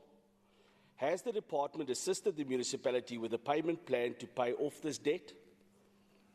By when date will this debt be settled? 4. What impact has this debt had on service delivery in the municipality? And what is the ratio reflected as a percentage of the total debt owed by the municipality opposed to its entire budget? Thank you. MEC. Thank you very much. Better improvement in terms of quality of the question. The municipality owes Eskom 733 million.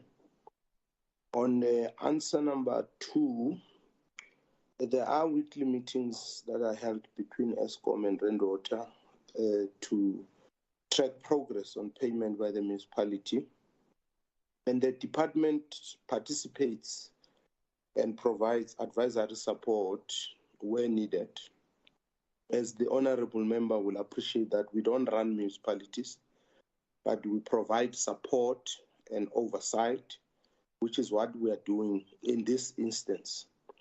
And additionally, the department assisted the municipality with the preparation of the payment plan, which has been approved by the council.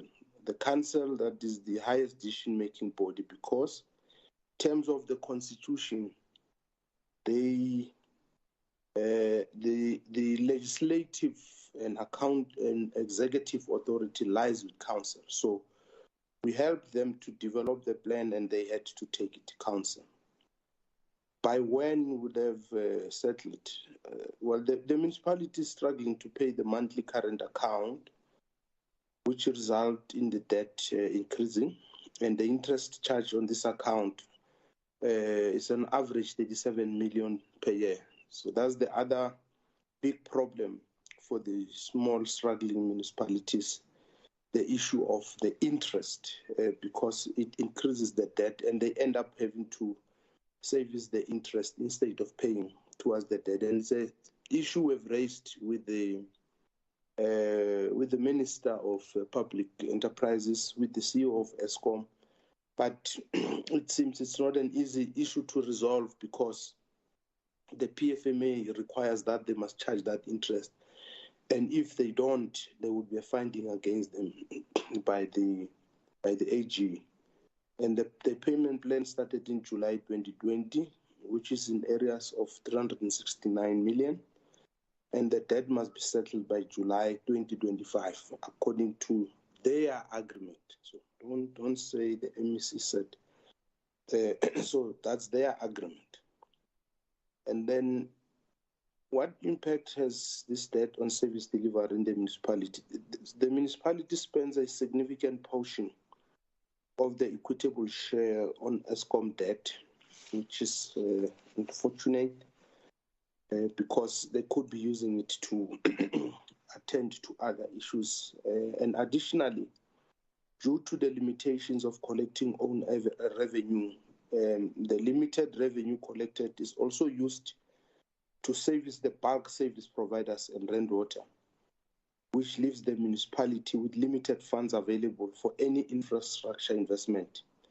The fact that even though the municipality spends most of its funds on servicing bulk providers and is still coming short in terms of fully paying them makes the scenario delicate and threatens the security of both water and electricity as basic service delivery imperatives. And this is a big concern for us. On the last question, the ratio is 33% of the 2021-2022 adjusted budget. Thank you very much.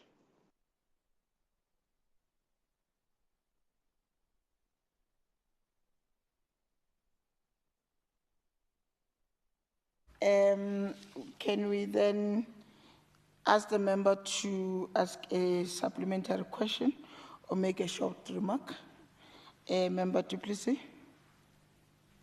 Thank you very much. I've been adequately covered. Applied. Thank you very much.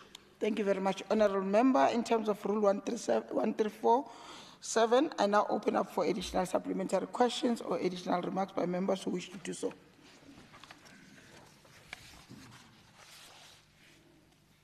Thank you very much, members. Thank you very much, Honourable Maile. There are no follow-up questions. We'll now call Honourable Ntseke to read the fourth question, directed to the MEC for Economic Development, Environment, Agriculture and Rural Development. Honourable Ntseke. Thank you, Chair of Chairs. Let me apologize. My camera says there's a technical problem with it. But with regards to the liquor in Gauteng, would the MEC please indicate, has research ever been conducted by the department to determine if there's a correlation between liquor abuse and crime? If yes, what were the findings? If yes, how have recommended interventions prevented or reduced the likelihood of alcohol-related violence in Gauteng? If yes, when was the research conducted? And if yes, how has this affected the criteria for issuing liquor licenses? And lastly, if no, why hasn't this research been conducted? Thank you, Chair of Chairs. Thank you very much, Honourable Ntseke. I now call upon Honourable Tau to please respond to the question, sir. Thank you very much, Chair of Chairs. If you allow me to switch off the camera for purposes of network. You look handsome, so okay, thank you very much. Now you can switch off, Honourable Tau. Thanks, Chair of Chairs, and thanks for the compliment. To date, the Gauteng Liquor Board has not conducted any study to determine if there is a correlation between liquor abuse and crime. As you know, the Gauteng Liquor Board is a regulatory entity of the liquor industry to ensure ethical business practice. Its mandate is to adjudicate applications for liquor licensing and to ensure that the licensees adhere to the conditions of their licenses. As a department, we concede that there is a need to commission evidence-based research into the question raised by the Honourable Member, which is legitimate given the unacceptably high incidence of unlicensed and unregulated liquor outlets in both urban and township areas. Thank you very much.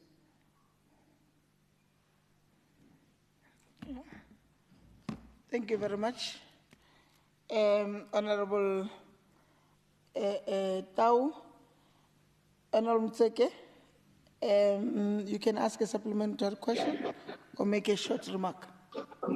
Thank you, Chair of Chairs. I just want to say to the MEC, noting that the Minister of Police, Honourable Becky Cele, actually mentioned that there seems to be high crime rate based on the abuse of liquor in Tembisa. I would actually say it's important that there be a study by the board, the institution that issues liquor licenses, to see if there's a correlation. Secondly, I think MEC, there needs to be research to look at the criteria for being followed for issuing liquor license, because I don't think it's being followed to the T based on the number of liquor licenses being issued and their neighboring institutions such as schools and taverns and churches. Then you'll see there's quite a deviation from the Liquor Act of Gauteng. Thank you very much, Chair of Chairs. Thank you very much, Honourable Ntseke. In terms of Rule 134 in bracket 7, I now open up for additional supplementary questions. Members? Okay. Thank you. You can respond, Honourable Tau. Thank you, Chair of Chairs. I note the comments from Honourable Nsek, and as indicated, it is a matter that we will follow up on. Thank you. Okay, thank you very much, Honourable Tau. We'll now move to the next question by Honourable Kana. Question directed to the Executive Council for Economic Development, Environment, Agriculture and Rural Development. Thanks very much, Chair of Chairs, MEC. Regarding the pronouncement of President Ramaphosa at the South African Investment Summit that over R1 trillion worth of investment has been committed or pledged, could you please respond? One, how much of these investments will be coming to Gauteng? Two, in which sectors of the economy will these investments be made?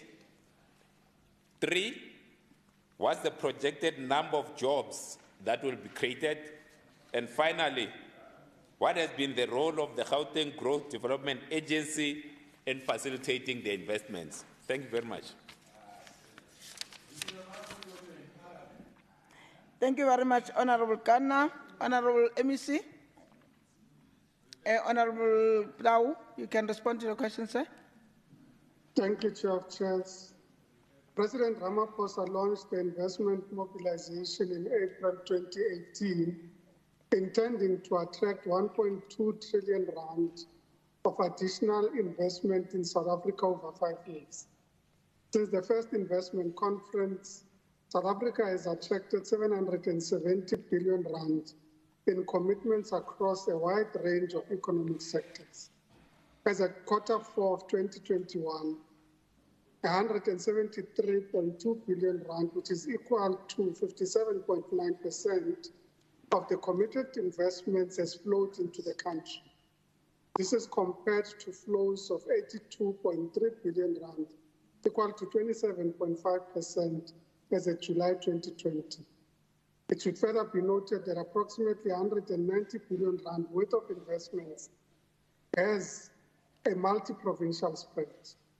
In 2018, Gauteng received 6.8 billion rand. In 2019, it was 18.6 billion. In 2020, it was 11.1 billion. And in 2022, it is 51.1 billion. These are in terms of commitments. Following up on the other questions, 3 are in advanced manufacturing, and these are investments and commitments made. 17 are in manufacturing, 2 are in the services sector, and 1 in resource-based industries. The number of projected jobs has not been confirmed by the investors. However, engagements are ongoing to determine the exact jobs to be created by these investments. Job numbers can only be confirmed once the investment has been implemented and will be reported accordingly. With regards to the Ggts role, its role includes providing an efficient and effective investment facilitation service to domestic and foreign investors in the Gauteng City region, looking to establish and expanding operations and supporting Gauteng-based companies to export their goods and services. Also to remove barriers to investment, to stimulate economic growth and job creation, and also facilitate investment into the 5 corridors, focusing on the 10 high-growth priority sectors, and furthermore create an environment that makes it easy for investors to establish, operate, and expand their existing investments. And lastly, it is about improving intergovernmental coordination to reduce the cost of doing business from a regulatory and administrative perspective. Thank you very much. Okay. Thank you very much, Honourable Tau. Any supplementary question from Honourable Kana? Thanks very much, Chair of Chairs. MEC, I fail to understand what you are saying.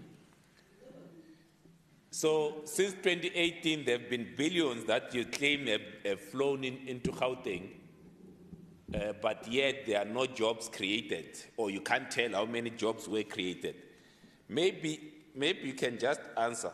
Are these just pledges, or there have been real flow of money? And if so, are you happy with the pace at which the Gauteng Growth and Development Agency is actually attracting real investment into the Gauteng economy, given especially the foreign direct investment into the Gauteng economy? Please, on this one, don't tell us in terms of what was pledged. I'm asking in terms of the real investment, so the money that we know has flown and which sectors those are and the jobs that are created. It can't be 3 years later that we are still trying to verify the number of jobs that have been created. Thanks very much. Okay. Now, thank you, Honourable Ghana. I now open for additional supplementary questions from members. Okay. Thank you very much. Honourable Tau, you can respond, sir.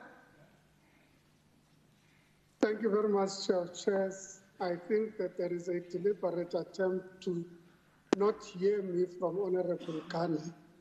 And if he refuses to hear, there is very little I can do, because I provided a detailed response of the commitments that have been made at the Presidential Investment Conference. His questions were directly related to the commitments that are made at the investment conference and as organized by the President. If it is that you would want to have an engagement about investment facilitation at GGDA, we are more than happy to respond to a question in that regard. Thank you very much. Okay, thank you very much, honourable members. Thank you very much, Honourable Tau, for your response. I now call upon Honourable J.J. Hoffman to ask a question to the member of Community Safety, MEC Mazibuko. Goedemiddag, voorzitter en lede. Regarding the procedure of issuing and receiving of firearms at municipalities, can the MEC indicate 1. Whether all firearms in service used at the municipalities are firearms registered to an institution and to whom? What competencies must be in place for an officer to be issued with a firearm? And what is the procedure and criteria regarding the issuing of a firearm and ammunition? And lastly, who is a person responsible to determine the issuing of such firearms to whom? Thank you, Madam. Okay.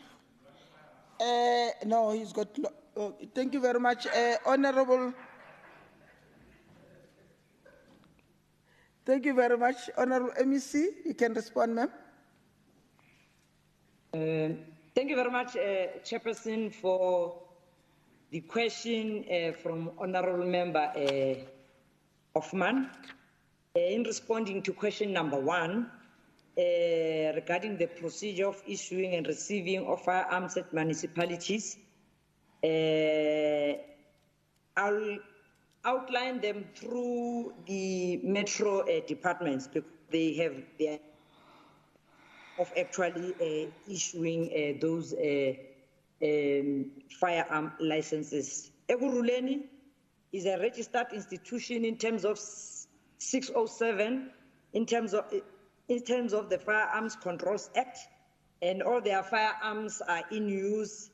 They are also registered to the city. Johannesburg Metropolitan Police Department, all their firearms are registered with the South African Police Service National Central Firearms Control Center, and they are accredited. And as an official institution, the city and the municipality are the owners, except for the museum. The Tshwane Metropolitan, all firearms in their possession are of the city of Tshwane and are registered at the SAPS Firearms Registry under Official Institution 614. In responding to question number 2, what competencies must be in place for an officer to be issued with a firearm. The response from Ekurhuleni is that the person must demonstrate knowledge of the Firearms Control, in terms of Firearms Control Act of 2000, and be able to handle the use and how that gun is structured, and also be able to handle and use the handgun or the firearm for business purposes, and also Johannesburg Metropolitan Police Department, the person must have successfully completed that prescribed test criteria that is set up by the RTMC, the SAPS, and the SACITA, respectively. The Tshwane Metropolitan Police Department, any authorized person who qualifies in terms of the learning outcomes as determined by the National Unit Standard for Business Purposes and found competent in the theoretical and practical assessment, they are screened through their fingerprints by the SAPS to determine if he or she has no previous conviction as mentioned in the Firearms Control Act, and such a person, if found with no previous conviction, may be issued with an official firearm. The maintenance shooting practice must also be done on annual basis. In responding to question number 3, the Ekurhuleni said members must pass the required proficiency test and an approved firearm safe must be installed at the officer's place of residence, and the safe must be inspected by the armory to ensure compliance with the Act. The Johannesburg Metropolitan Police Department, a person must have successfully completed and achieved the prescribed tests in the necessary category, namely handgun, shotgun, rifle, and hand carbine. And the person must also have a clearance from the SAPS on their fingerprints, no criminal convictions or unfitness to possess firearm, the copy of their firearms, their fingerprints, my apology, their copy of their ID, proof of residence, the safe inspection done at official residence, the photos, declaration done pertaining to the said residence, interview to determine if the official is fit and proper person, and an affidavit also gets completed, and the report from the person supervisor authorizing the issuing of that particular firearm, whether it's a rifle or a shotgun or a pistol, a clearance from the South African Police Service and the JMPD Internal Affairs as necessary.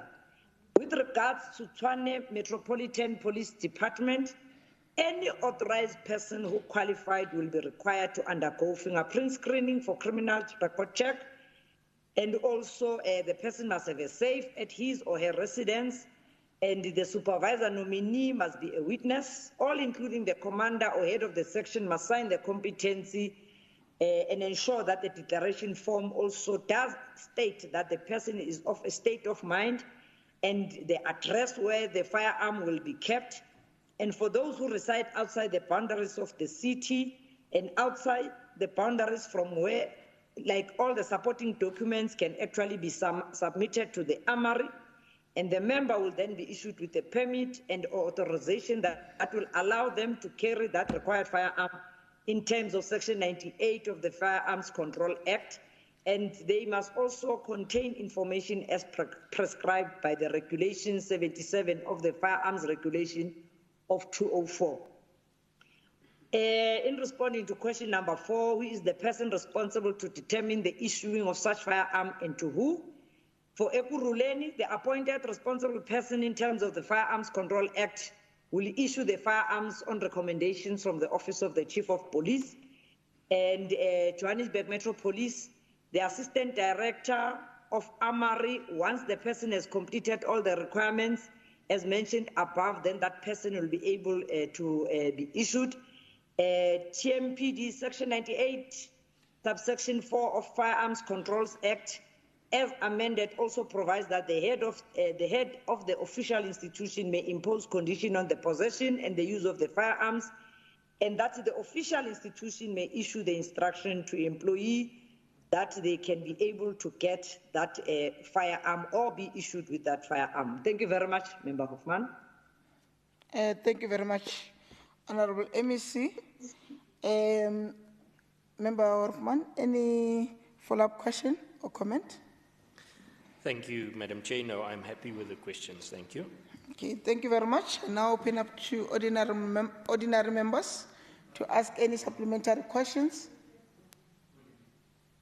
Okay, no supplementary questions. Thank you very much, MEC. Can we then move to the next question, Member Hoffman, directed to the MEC for Community Safety, Faith Mazibuko. Thank you.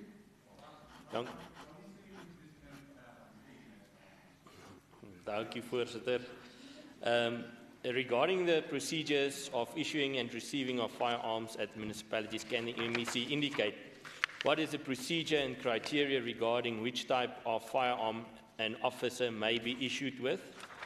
The firearms that are in service, are they automatic or semi-automatic firearms? And the firearms that are in service, is there any automatic rifles like R5, etc.? Thank you.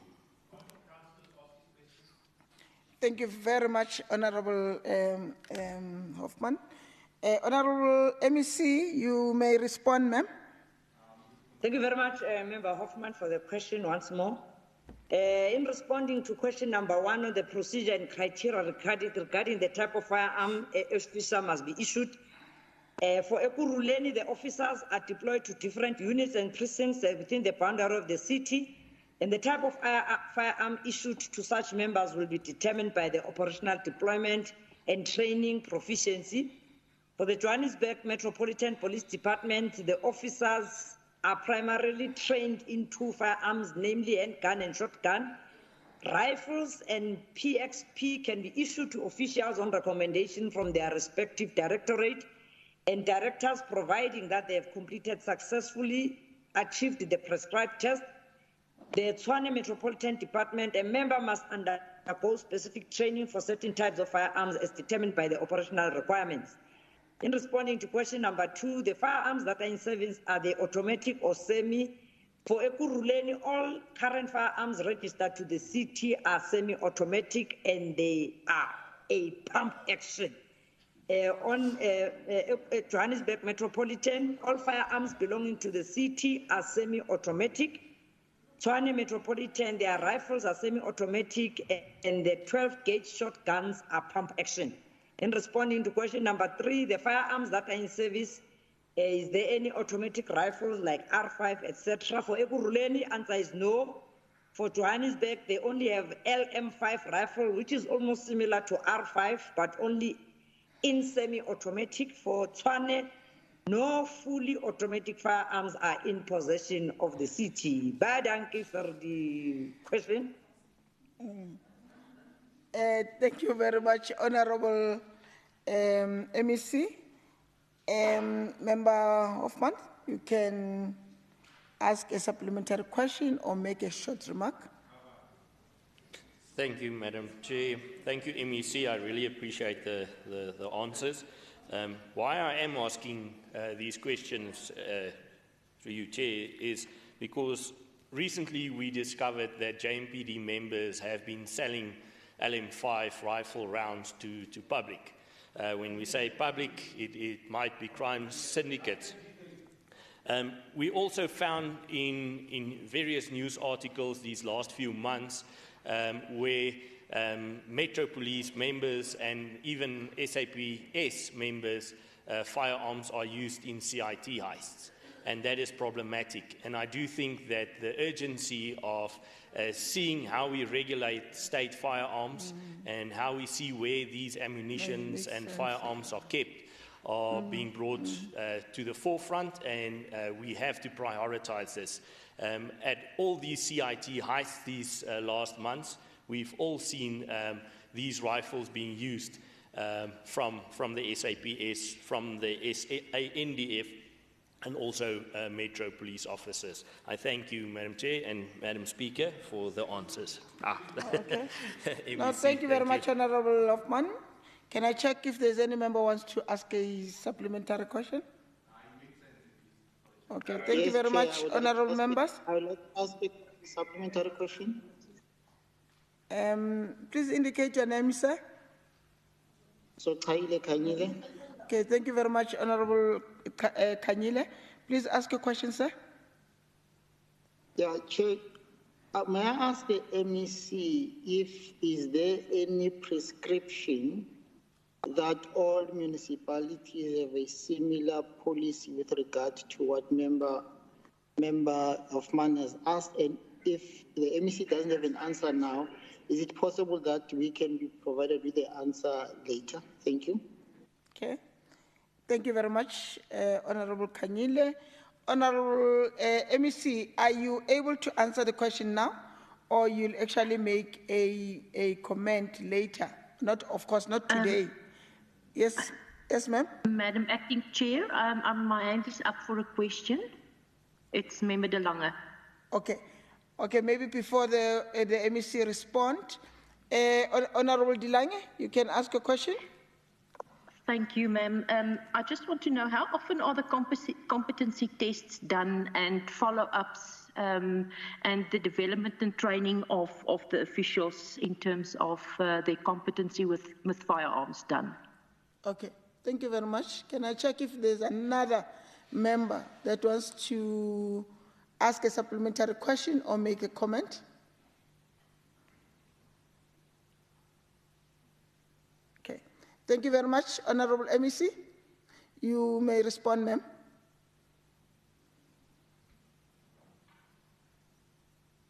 Honourable MEC. Yes, thank you very much, Madam House Chair. In responding to a question from Honourable Member Sokaile Kanyile, I will request maybe the member to bring the question in writing, Honourable House Chair, so that then we properly and give or respond properly to his question, because it may require some more information that he requires. The question from Honourable Engelbrecht. The members are required to do competency tests almost every year. It's Member De Lange, sorry, MEC. Yeah, man, Engelbrecht is on our lips. My apology, Honourable. Members, the officers are expected to do competency tests every year to determine if they can still utilize their firearms. Remember, their work requires them to also be able to forever be fit for duty. So, and as and when members, that time arrives, they actually have to go and do it. Of course, not all of them do follow those instructions to actually go and test. Others will do it because it's a requirement that it's required somewhere. Maybe sometimes they've applied for certain positions and they have to submit some of those certificates. So consistency also is not there, Honourable Member. Thank you very much, Member Tila. Okay. Now, thank you very much, Honourable MEC. I think there are no more questions or follow-up, there are no more supplementary questions or comments. Thank you very much for your response, and also thank all MECs and members who asked questions. MECs for responding to all the questions in the House that were asked. I think the next item on the agenda, it's the end of the business of the day.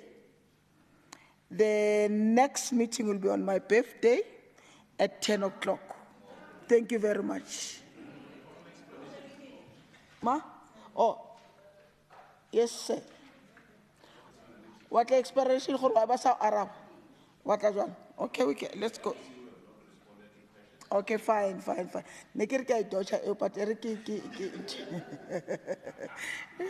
You know that there are questions that were not asked by.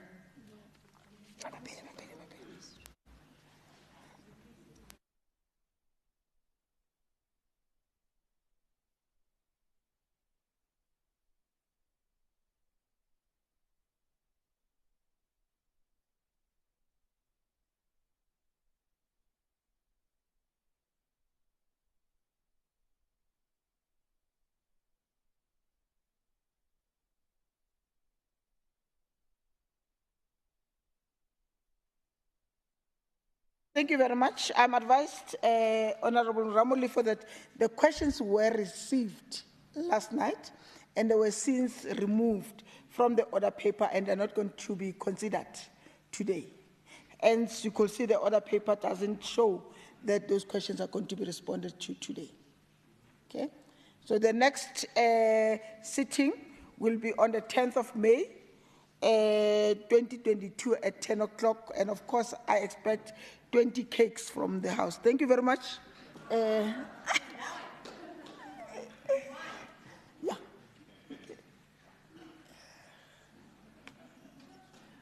I'm thinking. Okay. Of course, the House is adjourned.